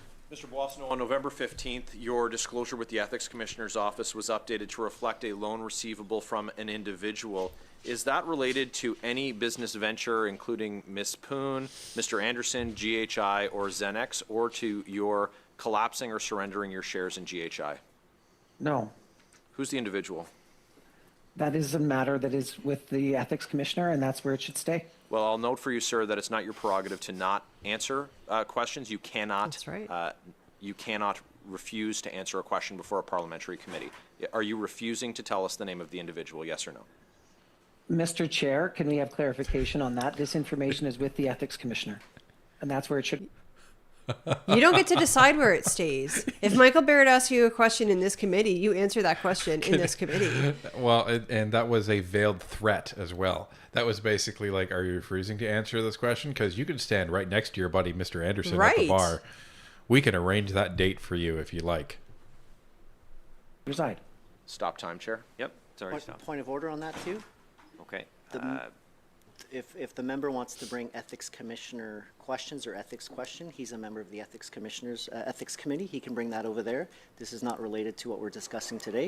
Excuse and I me? agree. No, it yeah, is between. It's a matter between the ethics commissioner and individuals. He doesn't share his private information with everyone. It is with the ethics commissioner, and she should have the respect to have the respect with other members of parliament. Okay. Wrong. Thank you, We're so wrong on that. Know that. Okay. Okay. Go that low. Okay. Mr. Barrett, the floor is yours. You go that low. I'll give the rest of my time to Mr. Shields. Okay. Mr. Shields. Thank you, Mr. Chair. Thank you, Mr. Boissonnault, for being here. You made the comment that you've made amends for the mistakes that you have made. The Liberal Party publications have been out there and referred to a number of times today. Has the Liberal Party apologize for the mistakes they made that you asked them to correct? Thank you, Mr. Shields. Excellent and question. I think I would say that I'm in the process of making amends. I think it's a longer process. I've apologized, and I think that was the right place to start. And the Liberal Party corrected the error in 2019, and I'm not responsible for posts that I didn't design or post, and I'm not aware if they made an apology, but they certainly corrected the 2019 error. That's an interesting answer. I understand his point, but I would follow up that question with, do you believe that the Liberal Party should be making an apology? That's what I would be following up that question with. Before you go back to chat, I want to give a shout out to Eric in the chat, who was the gentleman that saw us at the War Memorial when we were walking. Oh, in nice. In the truck, rather. Excellent. So good evening. Thank you for joining us. That's funny. Right? That's funny. Right? And Gordon Muir with 5 gifted Northern Perspective memberships. Thank you very much. Rabbit says with a $5 super chat, standing at the bar is like peeing on the electric fence, right, Mr. Don't do it. Yeah, you don't want to get that close. An apology, and you said they made the error. They've corrected it, but not apologized. That's my understanding, your answer? That's my understanding as well. Okay, a prime minister committed, I better read a quote to you, a prime minister committed to true reconciliation would have removed Randy from cabinet long ago. Instead, we get to watch white people play Ancestry, Wheel of Fortune. So shameful and extremely destructive. Are you familiar with that quote? I am not. Comes from your colleague, your former colleague, Jody Wilson-Raybould. Ooh. Former colleague. Acquaintance. Do you believe in that, what she has stated in that quote? Mr. Shields, I have no response to that. I'm focused on clearing my name and helping everybody understand that I'm not Indigenous, and I've never claimed to be Indigenous, and I don't claim Indigenous status, and I never have. So she's very disappointed in what has occurred as the first Indigenous cabinet minister in the role that she played as Indigenous minister, and she's very disappointed. So what has that reflected on the Indigenous people in our country as we had a leading cabinet minister, first Indigenous in that role that she played? She has a significant voice in this country, and she's very disappointed. What's your opinion of why Indigenous people should not be disappointed in this situation? Wow. It's a very interesting tactic, because this is very different from the other lines of questioning from the other Conservatives. This is going to come at Randy Boissonnault out of left field. Right, and it's somebody who is respected, because even though Trudeau did to Wilson-Raybould what he did, I think Canadians very much still respect her. And she's Indigenous, and she's saying this thing about Boisonnault, and it's totally out of left field. Well, and Boissonnault can't criticize it, because that would be a big error. And because she still has the respect of so many Canadians. Right. And he's trying to just disengage from it. Like that's what he tried to do the first. Well, I'm not going to address that. I'm just focused on my own. He's probably going to try and say the same thing, but it's going to come across as just as disrespectful. That's going to be his problem here. Mr. Shields, with all due respect, I have no comment on that. I'm focused on myself and my commitment to reconciliation.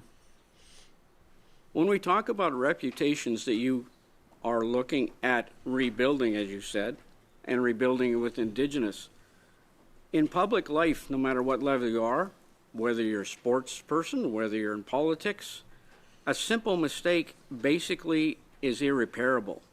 How do you believe you can rebuild this reputation with Indigenous people in this country? I think the conversations will be really important, and I have started that work with elders, with community leaders, with individuals who have reached out to me. And Mr. Shields, those conversations, I will keep doing those conversations. I'll keep having those conversations, and I will do the work of reconciliation, of being an ally and a champion to Indigenous peoples. And that is how I will continue to serve as a member of Parliament for Edmonton Centre, because it's my duty and it's my firm commitment to Indigenous peoples. As you mentioned, representing your constituents in your constituency, this is major. This is not a minor where the first baseman of the New York Mets missed a ball coming down the line. This is a major personality challenge. How can you continue to represent all of those constituents in your riding with these major disasters? So, even though the question wasn't worded the best, he's now essentially going after Boisonnault and saying, why haven't you resigned as an MP yet? That's basically what he's saying. I mean, he's kind of impugning his character, saying it doesn't really matter who you are. If you're in the public eye, one small slip up and that's it. You're done for. Well, and then he goes on to say, this wasn't a small slip up. This was a major one. Yeah, it kind of reminds me of, I don't know if you guys have seen the movie Stardust, and Robert De Niro plays a pirate in it. And one of the lines he says is, he's like, reputations, they take a lifetime to build and can be destroyed in an instant. And that's exactly what's happened. Lawrence Neal with a $20 super chat. Thank you very, very much. Respect. Do the libels even know what respect is? Oh, yeah. Respect is when the libels and NDP are in bed together. Apparently, the divorce was just for show when Singh ripped up the agreement. Yeah, yep. they're still friends with benefits, as I call them. And Pendulum Pit Patrick with a $10 super sticker. #1 fan. Thank you so much. And Michael N with a $5 super chat. How many scandals and potential criminality can one party have? I still don't understand how anyone can support JT and the Liberals. It's never ending. It's because there's people that all they watch is the CBC and that's it. Well, and it's because the corruption's at the top too, right?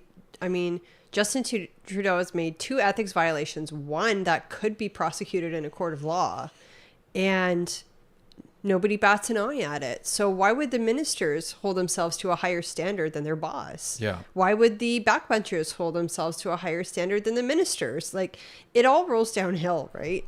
I just thought about something. Did you know? You know what's going to be entertaining is if the Conservatives do continue these investigations, and then they can summon Mr. Trudeau to committee. That will be entertaining if and when that happens. Yeah, I have a feeling, though, that as soon as Trudeau's not prime minister anymore, he's going to leave the country, because you can't be summoned from outside Canada, to my knowledge. Won't that look nice on him? Mr. Shields, I think it's by being honest with people and being straightforward, and it's in part why I am happy to answer your questions and the questions of all members here today. I think it's a part of doing the work, and that's what I will do. So, time's up. Thank you, Mr. Shields. We now continue with the 5-minute round. Back to the Liberals now. Mr. McLeod, I do believe, unless things have changed. I hate to correct you, Mr. Chair, but I'm going to correct you, Mr. Chair.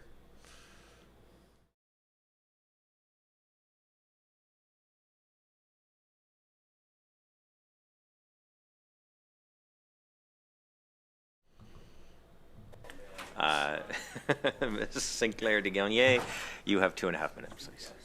Merci, Monsieur le Président. Thank you very much, Chair. Je vais recommencer mon temps. Will you start my time again? Thank you, Chair. Mr. Boissonnault, let's go back to your relationship with GHI. The statements that you made when you were elected. Amongst them, on November 15, a little more than 2 weeks ago, the following sentence was uttered: sole proprietor, that deals, a sole proprietorship that deals with investments in Edmonton, and that was describing GHI. That means that you had significant shares in this business that was doing business with the government. Am I right? No, not at all. With respect to the activities of GHI, they were principally, they were given back to the company in June of this year. That means that your statement of March 23, 2023, when you were a minister at the time, that you were the sole owner of a GHI that was doing business with the government. That doesn't hold water. No. No, I was a shareholder, but I wasn't a director. Do you know what a sole proprietor means? You still have to divest yourself. You, as a minister, you cannot have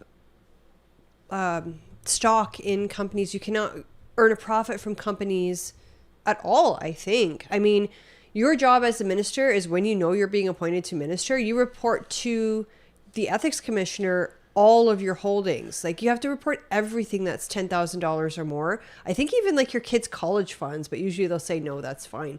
But it's the job of the ethics commissioner to figure out, okay, you have stocks here, there, you have money in a GIC here, whatever, and they tell you what to divest. That's their job.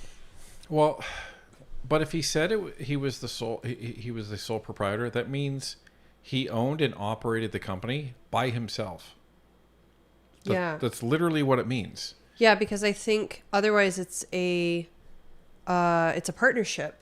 Yes. Because as a sole proprietor, your business is kind of seen as like an extension of you. Yes, and you take on the personal liability of that business. Right, but you also take on, for example, if your business makes $10,000, that's against your personal income, I think. I'm not an accountant. Maybe don't listen to me.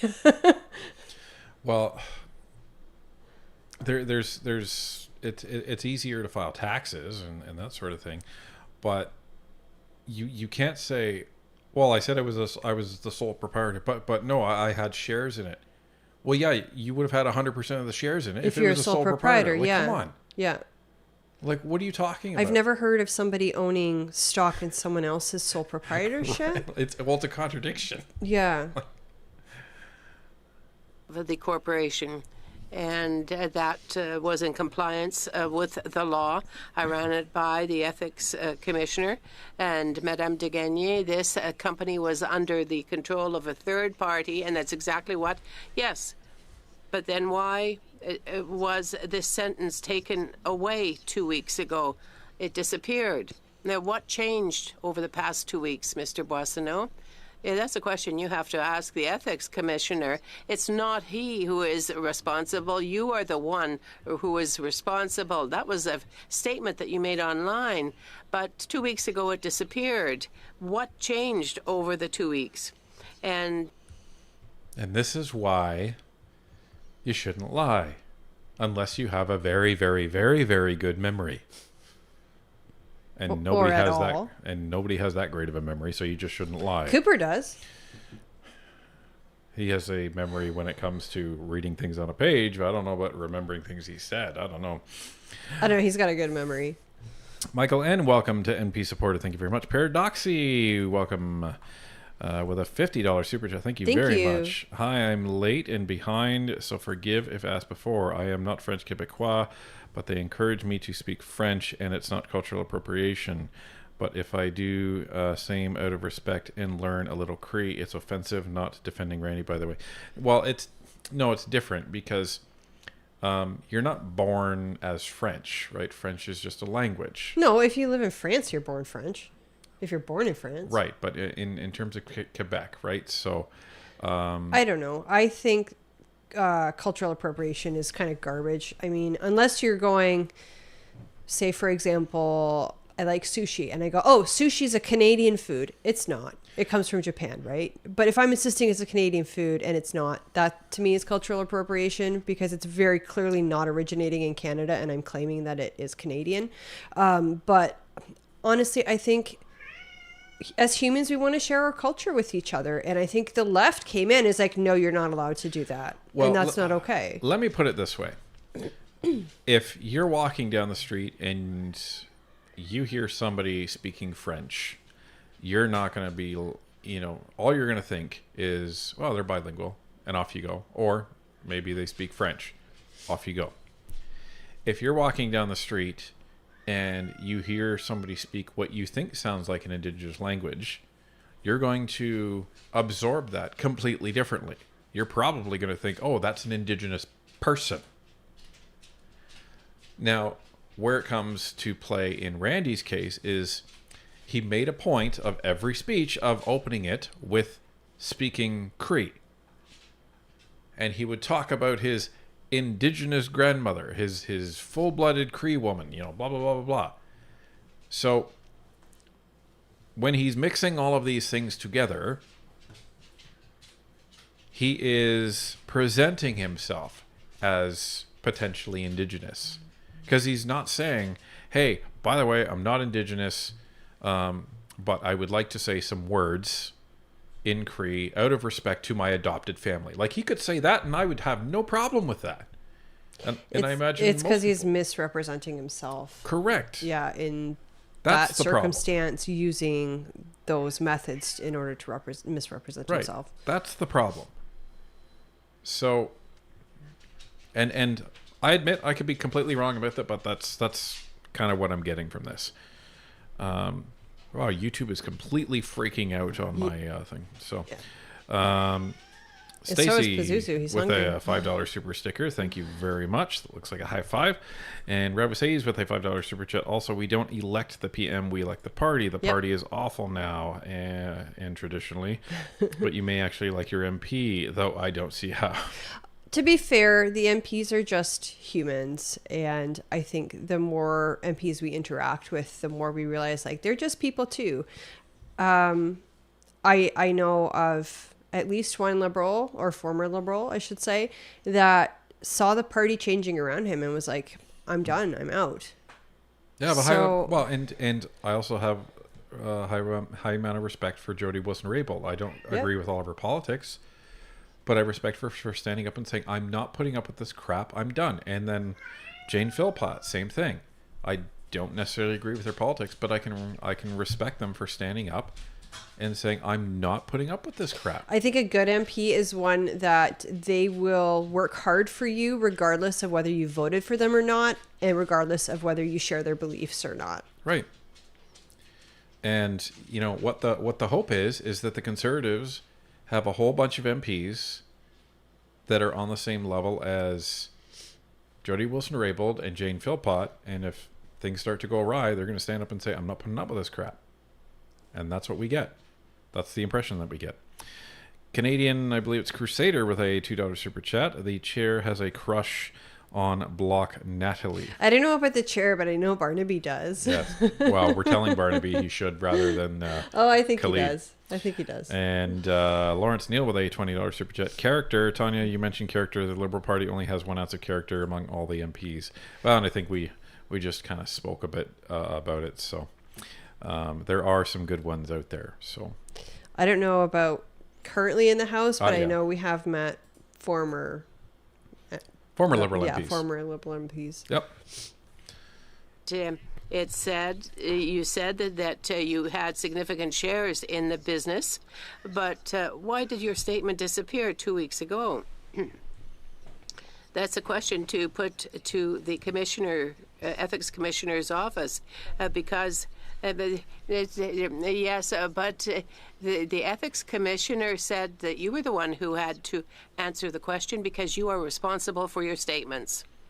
I will look at the matter, and I will come back to you personally, Madame St. Clair de Gagné. I want an answer on that. Thank you, Mr. Boissonnault. Quick answer, and that'll... Yep. Quick answer, please, Mr. We finished. Yeah. Okay. And now to the NDP for 2.5 minutes. Ms. Idlett. Thank you. First, to clarify,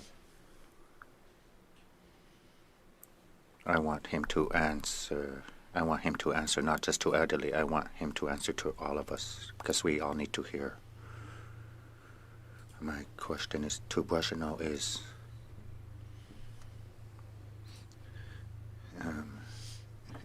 if you are not the source of the mistakes about your identity, then who is responsible?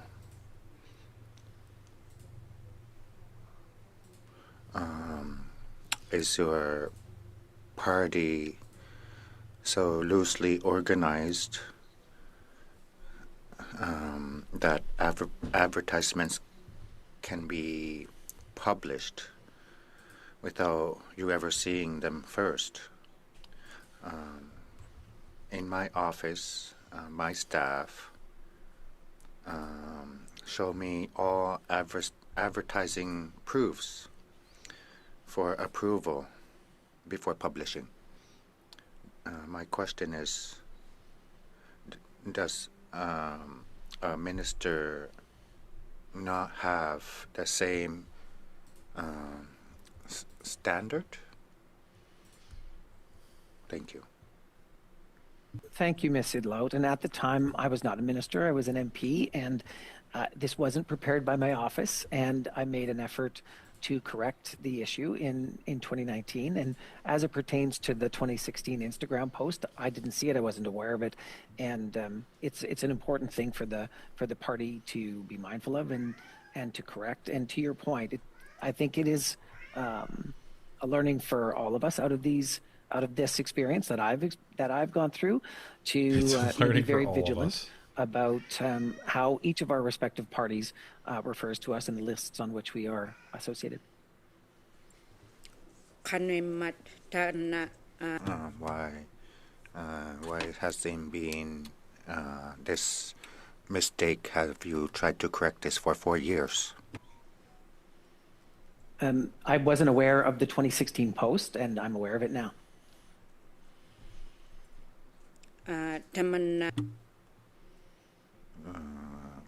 Your answers are not really clear. So when I first asked you how important is for you to have consent, and you said it was important for you.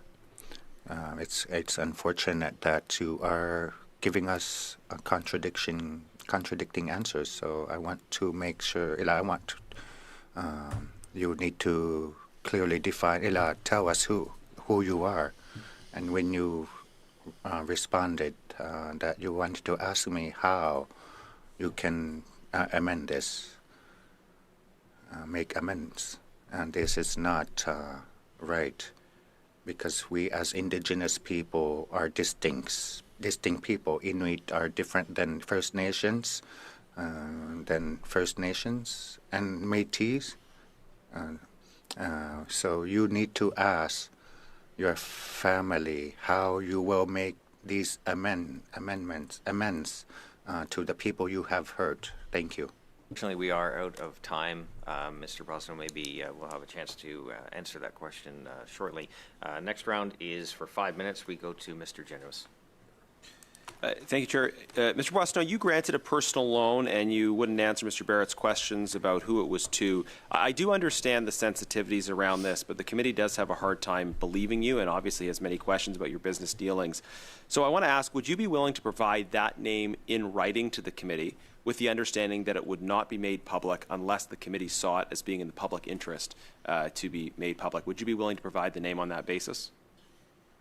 Mr. Indigenous, I will share this with the committee. It is to a loan for a friend for a property, and it's not appropriate to share that person's name with the committee or with Canadians.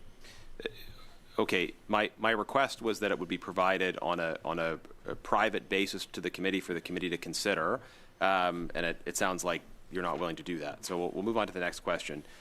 You continued to own GHI after you were elected.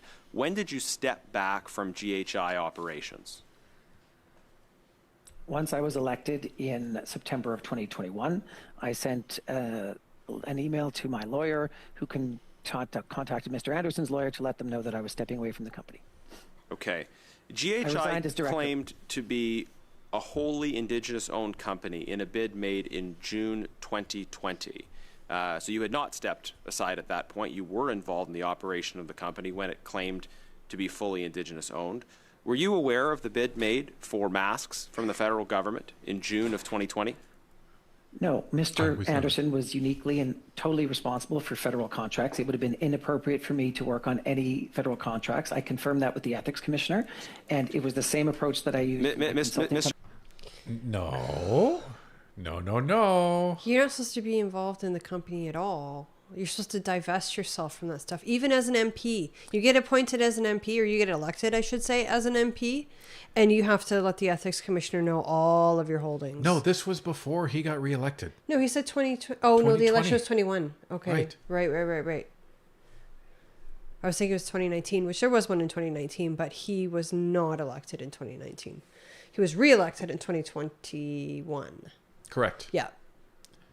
So, no, you like Ethics Commissioner doesn't have anything to say about this, buddy. This is before you were reelected.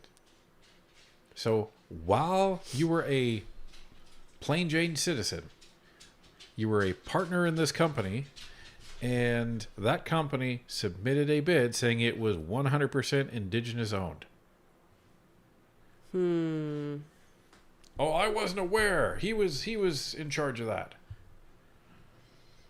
Mr. Boisonnault, we're talking about a time. Let's underline the date, June of 2020. We're talking about a time when you were not elected.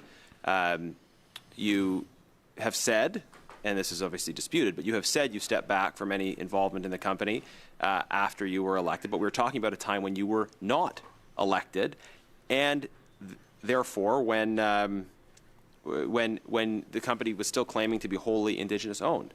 So in June of 2020, were you aware of bids, a bid for masks, to provide masks to the federal government? Mr. Genuous, I've been very clear that I worked with the Ethics Commissioner, and I was very clear with Mr. Anderson that any federal contracts were entirely his responsibility. And you're saying that included the time when you were not elected? Absolutely. There was a wall in our company so that I would not have anything to do with federal contracts. It would be inappropriate.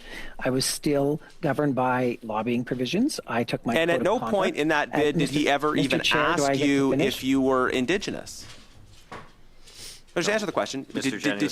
Did he at any point ask you if you were Indigenous? How did he come to the conclusion that you were Indigenous? He did not, and none of our company was certified Indigenous, so he should not have done this at all. And I'm glad that the provisions, the safeguards, prevented the company from getting. So I guess we're to believe that Mr. Anderson sat down with the Liberal Party of Canada, and they both decided to falsely claim you were Indigenous without ever consulting you.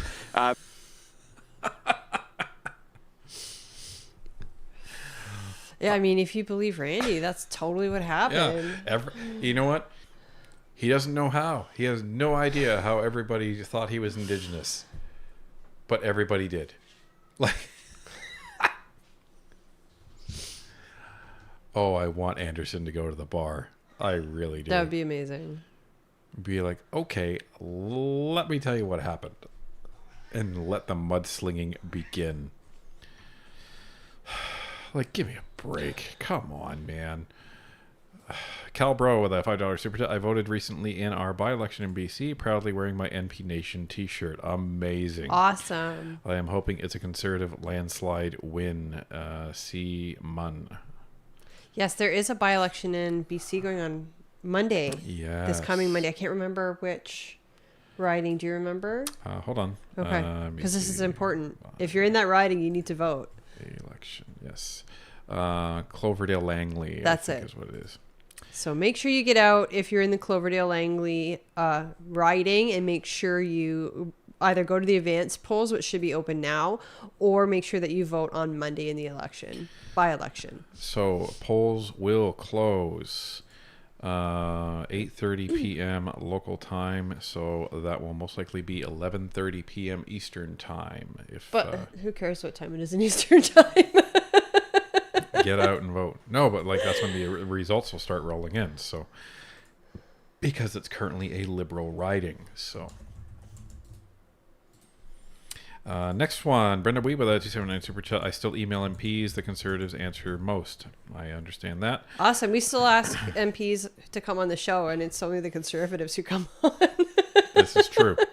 Robert says with a $2 super chat. Oh yeah, it's a learning experience for us all. Mr. Boissonnault, you've said that your Cree name means strong eagle man. Now, I've consulted with Indigenous leaders on this. I understand that being gifted a traditional name has a very specific cultural and ceremonial context. I wonder if you could share with the committee what that name is, when you were given it, who gave it to you, and what was the ceremony involved? Absolutely, that is a gift of the name and an eagle feather by Elder Ed LaValle of the Edmonton Two Spirit Society, and that was done in a medicine blanket ceremony the Friday before the election in 2021, and it was the Elder Ed LaValle presided at that ceremony. My mom attended that ceremony, and I really respect that gift. And the Cree name is Maskau Kihiyu, and it translates into strong eagle man. And the reason that the Two Spirits Society conferred this great honor on me is because they said I gave voice to the voiceless, and that the reason they chose strong eagle man was because I would be flying back and forth to Ottawa after the election, and it was my responsibility to take care of it. Okay, well, we'll be able to verify that, and I do thank you for providing that context. Finally, you said that you participated in the Liberal Indigenous Caucus as an ally. Were there ever any other non-Indigenous people who were counted as members of the Liberal Indigenous Caucus? Because all of the public representations of the Liberal Indigenous Caucus exclusively show members of Parliament who are or have claimed to be Indigenous. So why is it that there were no other people invited into the caucus on the same basis that you were? I'm not sure that other allies made the same representation that I did, but when we met as a caucus between 2015 and 2019... But can you just confirm then that that's a no, that you were the only one? No, Mr. Genuous, we frequently opened the meeting up to other allies. No, but you were a member, right? Point of order, Mr. Chair. Point of order. Okay, time is... He's not answering the question, so shove your point of order up your bum. That was rude. It's accurate. That wasn't parliamentary. It was completely unparliamentary. Yeah. But You're getting saucy as the evening goes on. And I haven't even. I'm water. But no, it's this deflection crap that the Liberals are doing. It's annoying me, and I know the Conservatives are going to do it at some point. But Rob will call it out. He's not answering the question. Just saying. Time has just expired. Do you still have a point of order? Well, yeah, with all due respect to Mr. Genuous, if he wants to join our Liberal caucus, he can join, and we'll explain to him how we work inside our caucus, but our caucus is none of his business. All right, thank you, Mr. Drew. That's not a point of order. But just on the point of order, there are public posts about this Liberal Indigenous Caucus which show its members. So it's Point of convenient order. for it now to be a private caucus matter. Debate. Time is up.